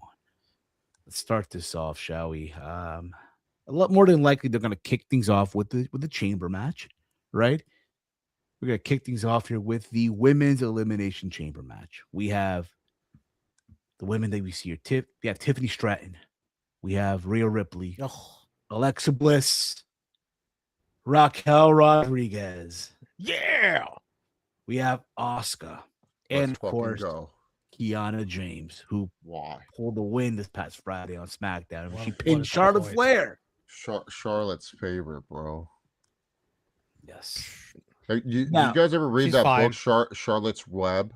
That's what Charlotte's doing for Kiana James. Kiana James is like the pig, and Charlotte's making webs, helping Kiana James out. So I'm gonna read you guys the odds here on Bet Online. Raquel Rodriguez, I mentioned this earlier. She's a plus 145. My girl Tiffany Stratton is Tiffy times a plus 155. That clock is so broken. Alexa Bliss is a plus 350. What? Asuka, it's a plus 425. Oh man. Rhea Ripley's a plus 500, and Kiana James is a plus 1200. Way too. Miss Bliss Generous. and Mommy from CPZ. So wait, The CPZ family up 1,000. so wait, the winner is facing Jade, or can they choose? Well, no, because as you saw on Monday last night, those who watched, depending when you're watching this, Liv Morgan, my Jersey sister, chose Stephanie Vicker for WrestleMania. I don't think it's as easy as I think if Yeah. Raquel won, She might want to talk her way into that, and Liv would be okay with it, and probably everyone else too. Could very well be as well. But look, it should be a fine chamber match. If I had to predict you, who starts this off? Who kicks off the chamber? I'm going to go with Tiffany Stratton and Alexa Bliss. I think they kick off the chamber match for the women. What do you guys think? You know, my girl, the workhorse Asuka, she's gonna have to do all the heavy lifting, and it's gonna be hard for her because she's gonna be heavy lifting Rhea the whole match. She's gonna have to make sure Rhea Bloody Ripley looks good because we gotta make Rhea look super strong. They have to protect Rhea really well in this match because, look, if she's not winning, she's starting, and and their excuse could be like, "Well, Rhea Ripley started this match. She was not the first woman," and that's why she lost. So, Chase, I didn't even ask Romeo. Who do you think will start the chamber match? I think it's Alexa and Asuka, the two veterans. Okay. Who do you have win this match, Romeo? I think it's my girl Raquel. Your girl Raquel Rodriguez. She's on fire. Okay. And I think that's what's going to happen. She's going to insert her way into Liv and Stephanie. You guys were talking about the Liv and Stephanie storyline earlier. It needs a little something, doesn't it? It needs a little something else. A little extra spice. A little picante, a little ají in there. You know what I mean? It's Raquel. That's how you make that whole thing much more interesting. You add Raquel. I don't think this match is a given that it's going to be good. Tiffany can really mess this match up. She really can. So can Kiana James. 100%. That I agree. Kiana James. Both of them. Tiffany's been sloppy lately. Sloppy. Nobody wants to say it out loud. Nobody. Sometimes Tiffany will try to do a spot where it's like, do you want to do this? And then she does it, and then it messes up. So I can't. Yeah, did you watch that SmackDown match, Steve? She was awful.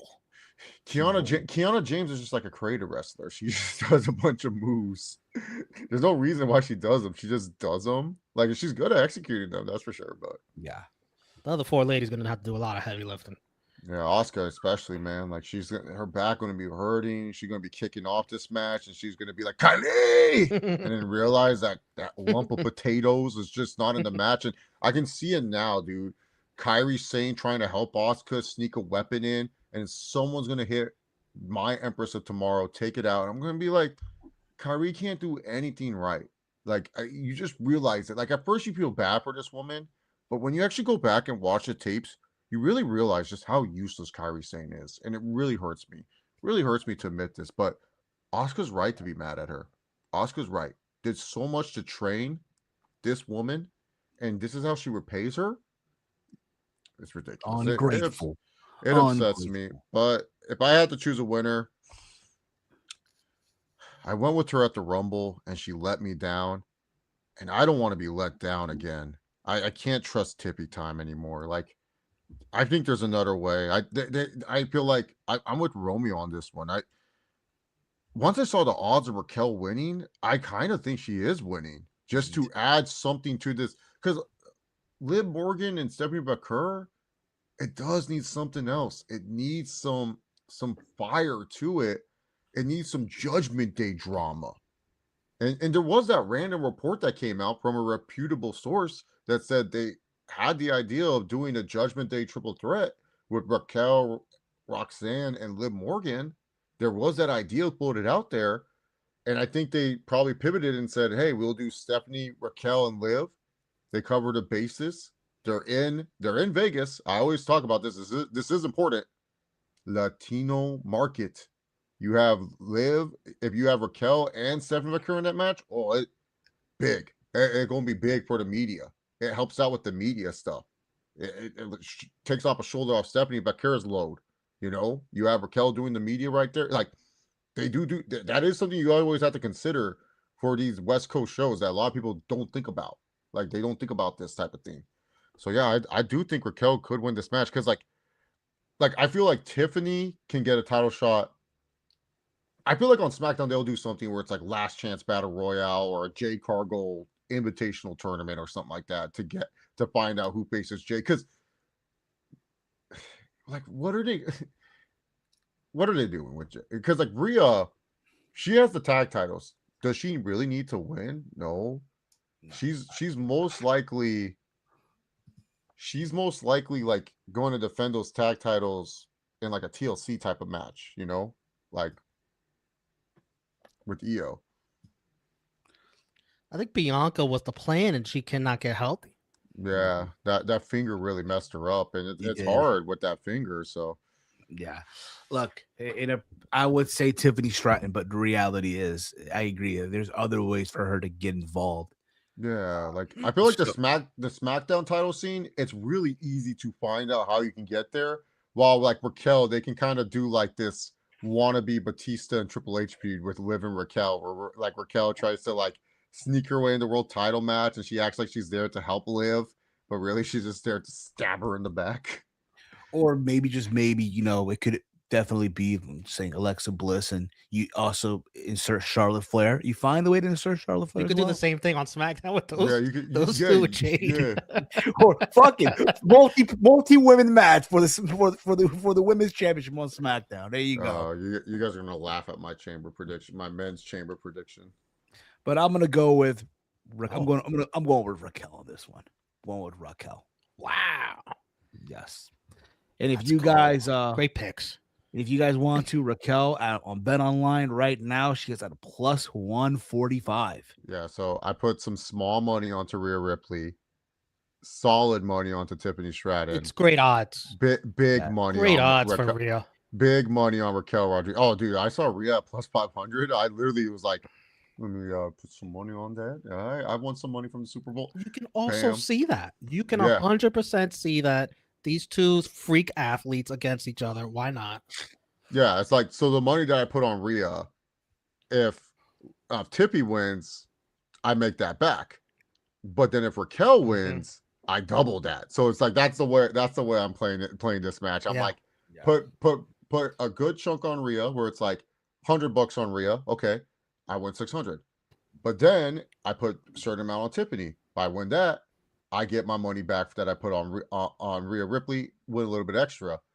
But if Raquel wins, I wouldn't double that. So it's like, it's a win-win for me. Yeah. I'm not losing money in this. From there, we go on to the Women's Intercontinental Championship match. We have the man Becky Lynch against AJ Lee, who, even though she is from New Jersey, she will have that hometown reaction because Chicago is her second home, right? I thought she was from Chicago. Nah, she's from Union City, New Jersey, brother. Really? Yeah. They've been telling me she's Chicago's favorite. She's Chicago's favorite daughter. Yeah, well, it comes with the territory, Yeah, I agree. Cringe fest. The build itself has not been bueno. No bueno at all. What happened to Becky at the start of 2025 cutting these great promos? What happened? Sadly, creative, brother. Creative. And look, I know there are people out there who want to see AJ win and all that stuff. But my thing is, so you're gonna have her win and then not show up on TV every single week. You don't need that with this title. That title does not need a champion not being on TV every single week. So with that, I'm going with Becky. Now, I think, again, they might run this back at Mania. They'll run it back. But for now, I say Becky gets the win here. What about you, Romeo? Who do you got on this one? It's either Becky by cheating or AJ by DQ, because it is just a regular singles match. I do think they're setting up for a rematch. I think this match is forced right now. We don't need this at Elimination Chamber at all. we got enough of a card as it is already. You could have put someone else on this spot. Should just save this for Mania if you're gonna do it. But yeah, I don't. Whatever it is, I don't think AJ wins the title here. Chase, what about you, brother? Yeah, this is just for the ticket sales. AJ be a DQ or some shit. She doesn't win the title because keep in mind, fun fact a lot of people don't know, AJ Lee undefeated at WrestleMania, and she's very proud of What's her that. record? 2-0? Wants 2-0. WrestleMania 30. WrestleMania 30. That win it, At 31. yeah, 31. Yeah, That's it. She 2-0. undefeated. 2-0. One of those was really impressive because one of those against Like it was like I a billion was, people. Yeah, it was like all like, to celebrate the 30 years of WrestleMania 30 women gauntlet match for the title. Impressive. Yeah. So And what was the other one? Oh, it was a tag team match. her and Paige here Yeah. taking on the Bellas. Oh, Yeah, so I do think AJ Lee, she's saying, hey, look, I don't need to win the title here, brother, but I'll definitely win the title at Mania. And then they're like, yep, whatever you say, keep your undefeated streak alive, go 3-0, be a new IC champ at WrestleMania. yes. And by the way, for those that are wondering, what are the odds? Oh, look at this. By the way, Becky's plus 200. I just want to say this right now. Some of the odds have changed. So now Raquel's a plus 200. Oscar's plus 450. Rhea is now a plus 400, by the way. Alexa's a plus they're 275. betting money on Rhea. Yeah, So some of these odds have changed, but I'm just yeah, saying. well, because people probably saw that Rhea's plus 500 and put money on Rhea, and then you see Tiffany That brings at her plus odds one- down. Yeah. and then you put Tiffany's at plus 165. They're going to put money on Tiffany, so Wow. they're putting money on Tiffany.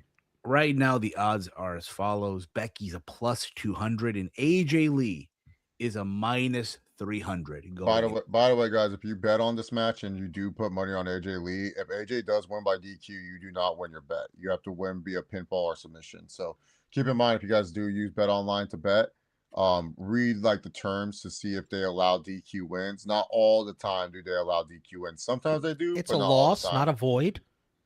No, they void it. They void it. Okay. Woo, Yeah, I'm about to they say. they You void get your your money bet. back. You get your money back, but you don't win your bet. Like that's what I'm trying to Gotcha. say. You're not gonna. Better You're than not gonna be losing. like, yeah, you're not gonna be like, oh, I won my extra $100. You just get your No. money Now, refunded. Romy, if That's it it. was FanDuel, hold on to this Red X, buddy. Here's this Red X. Here you go.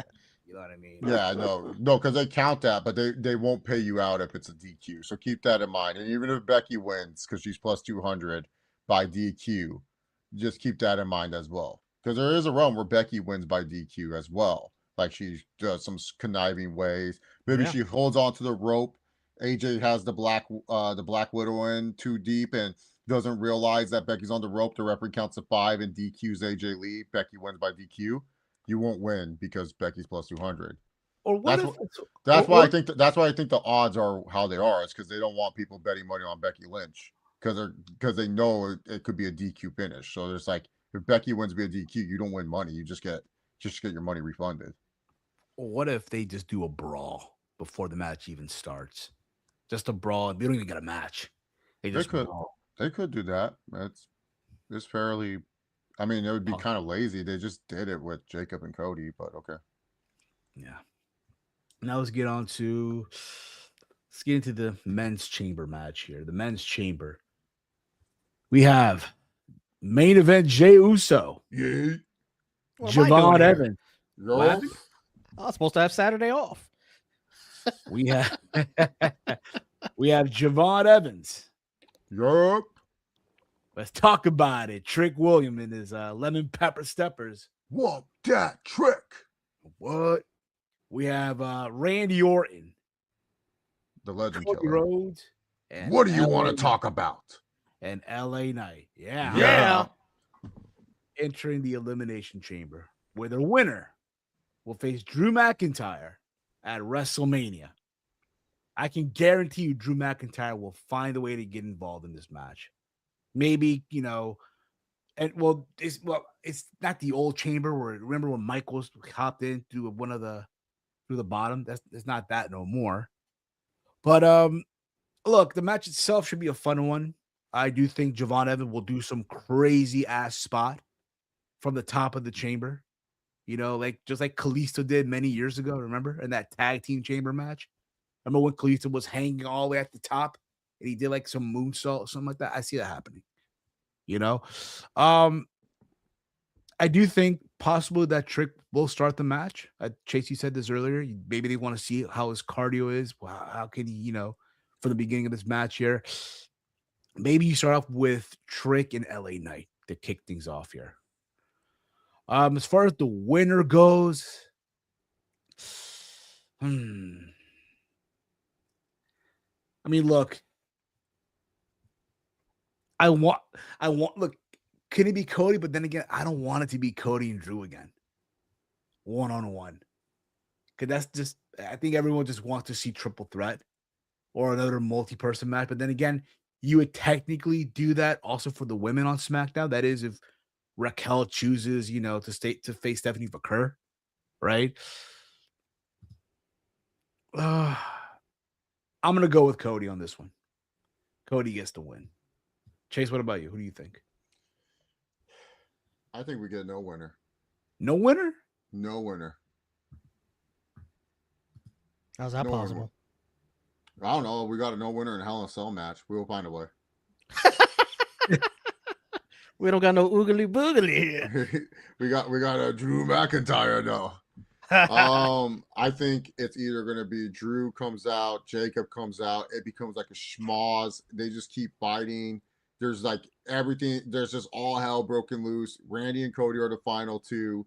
Randy and Cody just kind of lay there. Michael Cole's confused. Corey's confused. Medics are checking on Randy. Medics are checking on Cody and stuff. And then it's Aleister Black somehow gets involved. Sammy gets involved. Fuck it, just send the whole SmackDown roster. They all get involved. And then it's just like we just don't have a winner because Medics evacuate both Cody and Randy, who are the final two, and fans are pissed that was the ending that they got for this pay-per-view. That's pretty much, or maybe they save it with CM Punk and Finn being the ending and stuff, and that's how they save it. And you hear bullshit. Yeah, they'll be upset. Or what I think could also happen is double pin Cody and Randy. So they'll have it where Cody, I think they'll do Randy false finish where it looks like Randy won, but it turns out Cody leveraged his shoulders and also got a pinfall. 2 reps are going to be involved somehow. There's going to be 2 reps in the ring, and one's going to count for Cody, one's going to count for Randy. We have no winner. That's it. That's my prediction. I think some stupid overbooking is going to happen. But if you want a legit prediction for me, Cody Rhodes. But honestly, I think I think some bullshit is going to happen. I think it's going to be they either get evacuated from the chamber because Drew gets involved, or there's one rep takes a bump, another rep comes, Randy goes RKO out of nowhere, and then Randy kind of is tired and he lays on top of Cody, but his shoulders are down on the mat too. So then the rep gets up, the rep that sees Randy hit the RKO waits for the other rep, and it goes 1, 2, 3. Wait, who won? Who won? And then it's like, oh, okay, one of these idiots won. Who's going to WrestleMania? Yeah, and then that's how we start our triple threat. And then afterwards, Jacob Batu is going to be like, you know what I mean? What about me? No gas, no brakes. You know what I mean? And then they're like, yeah, we'll add you to the match. And then Aleister Black will say, oogly boogly. And they're like, sure, why not? And then Sami Zayn's like, what about me? And they're like, enjoy the U.S. title, buddy. I have to finish the story. Romy, what about you? I wouldn't be opposed to something where there's multiple winners or anything that Chase is saying. I know a lot of people are going to shit on it, but I wouldn't. The story actually calls for it. The way this is going, everybody's there's people that's not in this chamber match that are involved in the title picture just from everything that's been going on SmackDown. So yeah, the people who have 0 chance: LA Knight, Javon Evans, see ya, no chance. Trick Williams, Trick doesn't have a chance. Well, let's see. Slim chance. Oh, Jey Uso. Jey Uso not even supposed to be. Oh, Jey Uso could be like, y'all Uso. Hey, I got a great idea, man. How about I'll run it back real quick, and then I get hit with the trick knee. 1, 2, 3, I'm out of there, Uso. You know what I'm saying? I'm just saying, I go out there. It's just me, Uso. I do my thing, and then we kick off the match, right? And I say, hey, let's run it back, and it's just me, Uso, and then Trick Williams hits me with the trick knee. Get some heat on the guy. 1, 2, 3, I'm out of there. Yay. Well, and it's and then they're like, these are the odds right now for the men's chamber. Cody Rhodes a -160. Look at minus 160. Randy Orton is a plus 210. That's Do you very guys want to? close. Do you guys want to guess what LA Knight is right now? Plus 1,000. Plus 600. Plus 300. Oh. Jey Uso, you talking about I don't have a chance? Yeah, I'm plus 300. Jey Uso, who is in this match because obviously Bronson Reed got injured last night on Monday Night Raw. He's entering this at an odd of a plus 900. Javon Evans, bouncy, plus 1,000. Trick William, let's talk about it, plus 1,200. Those are the odds right now. But yeah, we'll see what happens. Going with Cody. Going with Cody. Cody Rhodes. He doesn't have a chamber win on his resume. That's very important for his Hall of Fame resume. He adds to that. I think that he officially gets the W. And let me tell you something else. Mhm. Let me tell you something else about Cody real quick. Since there's not a heel in this match, and judging where they are, Chicago doesn't have the best history with Cody Rhodes. I could see him being the one they pick. You know what? Let's just boo Cody. How about that? We've done it before. I'm being dead serious. If it's him and Randy in the final two, Randy's getting fucking cheered out of the building. Like, you will hear the crowd go ballistic for Randy. LA Knight is the other one. Like, the safest option if you want Cody to win, you just gotta tell Jey Uso, hey, I hope you've been hitting the treadmill, buddy. You in the final two with Cody, because then the fans are like, oh, we don't want Jey to win. like we like Jey. I think they'll go crazy for Trick too. Oh yeah, Trick will definitely get Trick Cody. They'll go crazy for Trick. Yeah, Javon Evans will also get the. Jay is the only one where they're kind of like they will cheer for Jay just because it's not Cody, but they're like we don't really want Jey Uso to win, so we'll cheer if Cody wins. Maybe Cody's the one. He hits the crossroads and he lays on top, tired over Randy with his shoulders down, and the double ref thing happens. Yeah, that way Cody gets the official win. And then Randy's like, no, Cody, you know that was bullshit. I had your shoulders were also down on the mat, and then I couldn't even get the opportunity at WrestleMania. I should be in the match. And then Nick Aldis like, gentlemen. And then later on, Jacob Bautista's like, what about me? You know what I mean? And they're like, sure, I'll add you to the match. And Aleister Black goes, oogly boogly. And they're like, what about Sami Zayn? Hey, man, what about me? You can enjoy the U.S. title with Carmella Hayes. All right, fine. That'll do, I suppose. Yeah. But yeah, that's they should do Sammy and Trick at WrestleMania the way they've been building it. Yeah, I can see that. That would be a good match for Trick too, to show like where he's at in ring wise and stuff. Like that would be a really good mid card match where Trick Williams gets to actually show like how his improvement inside the ring. Yes. But yeah. I think Trick has a good showing here.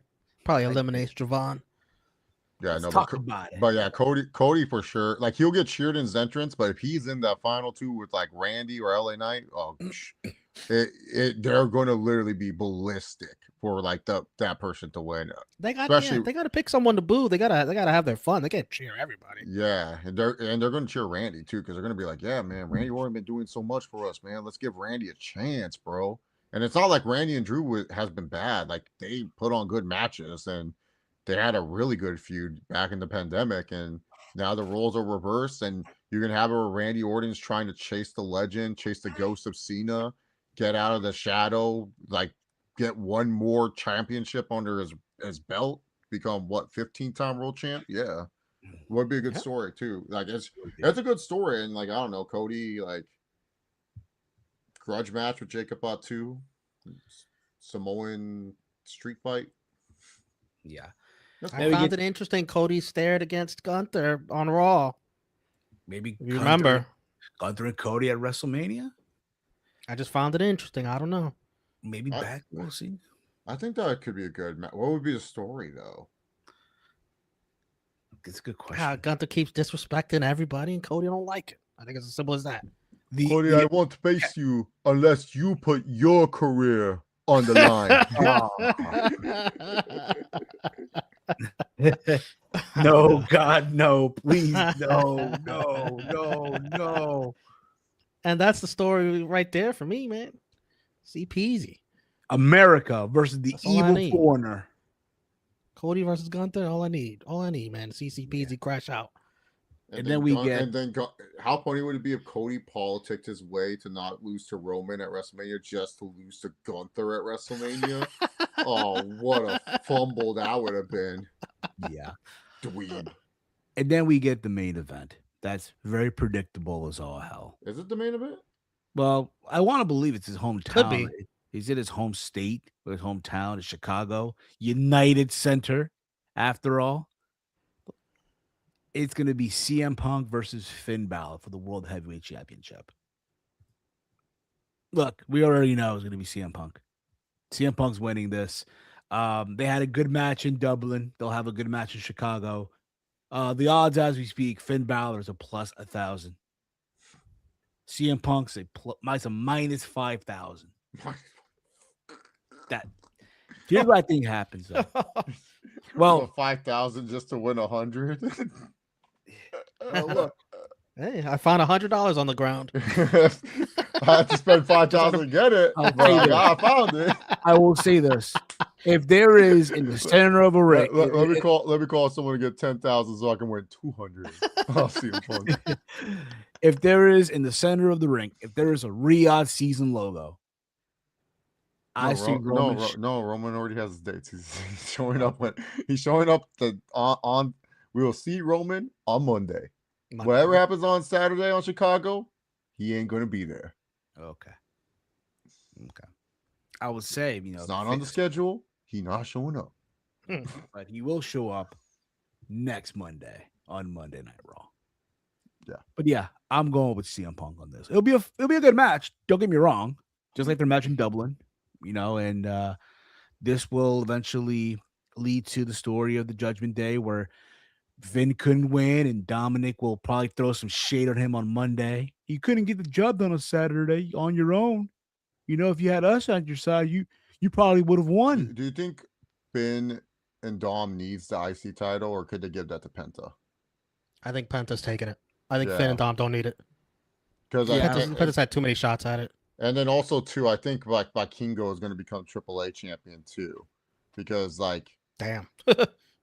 Well, because they're doing the whole, because Vikingo is the heel, and they're building up a couple baby faces for him to face up anyways, and it's if they want to establish this Vikingo Omos gimmick, it would kind of be a waste for them to establish Vikingo doing all this crappy shit just for him to lose and not, and he got the baby face treatment where if he loses he can't face Dirty Dom for the championship ever again. I think the Judgment Day needs to get kicked down a peg, but yeah, I do hope Penta wins. If it's the main event, Penta's 100% winning on Raw on Monday, or not the main event, I should say, the last match before the main event. Because Roman most likely is main event, but you get what I'm saying. It's the last match before the actual main event. Yeah, but we all agree here, right? CM Punk. I don't need to ask you guys one by one on this. Yeah, we need Roman Reigns to teach this guy a lesson. No, but here's what I think on Saturday. I think after the match, Dom's turning on Finn. Oh, after? Yep. And they turn on Finn then and there. Oh, and then Finn, and then it looks like that Finn can't come, and then Monday he surprises and pushes Dom up the thing. Yeah, okay, I can see that. Yeah. I can see that for sure. Yeah, I can see that for sure. It's possible. Yeah, just so it's not too obvious. Yeah, but Romeo, are we doing a watch along on the True Hill Heat YouTube channel this Saturday? Rated Raw review. Yeah, he said yes. Just want to make sure. Just want to make sure. Just to double check here. All righty. So I might be late for that, but I'll try to make it. What's that? Well, late?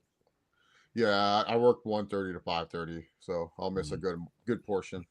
Yeah, and of course we'll get the unveiling of who's in the crate. Now, I said this earlier. I've said this earlier too, and JD too. Maybe JD also turns on Finn. It's possible, very possible. I think they might do it where he's doesn't know what's going on at first. Yeah, he's like Jay from the Bloodline. The migraines are coming in, especially with this big ass head. Those must hurt him. No, like Magneto. Now Magneto, or the Megamind guy, the guy that they meme. He's like, oh my head. Yeah. Now, expect the recap of this on Monday on Steve's Kitchen. But if something crazy happens, on this show. Like, There's no post show. This is the biggest cap you'll ever hear in your life here, folks. if something crazy happens, there'll be a post show. Only something crazy happens. Like, I don't know, the unveiling is, I don't freaking know, Chris Jericho. That's Then not crazy enough. still to not post worth it. show. not worth it. Yeah, still not worth it. The hell? All right, but you get the idea, okay? No, I You don't. get the gist. You get the gist, all right? If something crazy happens on the show, there'll be a post show on following after. But if not, Monday, expect to hear my thoughts on Chamber. Most likely Monday, though. Okay.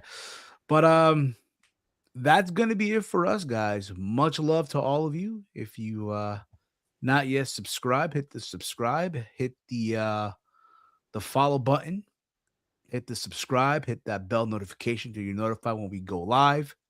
Follow me on X at Heel Steven. Follow the Around the Point Network on X at AT Point Network. Romeo, let them know where can the fine folks check you out. Romeo Damas, all social media. There you go. Chase, let them know where can they check you out. X at Chase Oliver 68 here when I have a day off and I can make it.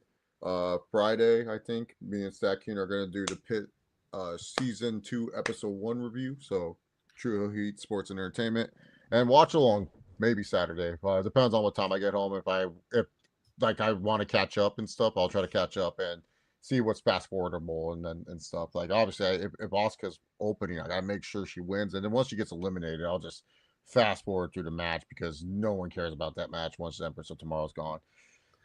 I really hate Kairi Sane. I really hate Kairi Sane. Much love to all of you, for myself, for Chase, for Romeo, for the gang. This has been the Raw Rundown and also your Elimination Chamber 2026 preview. Peace out, y'all.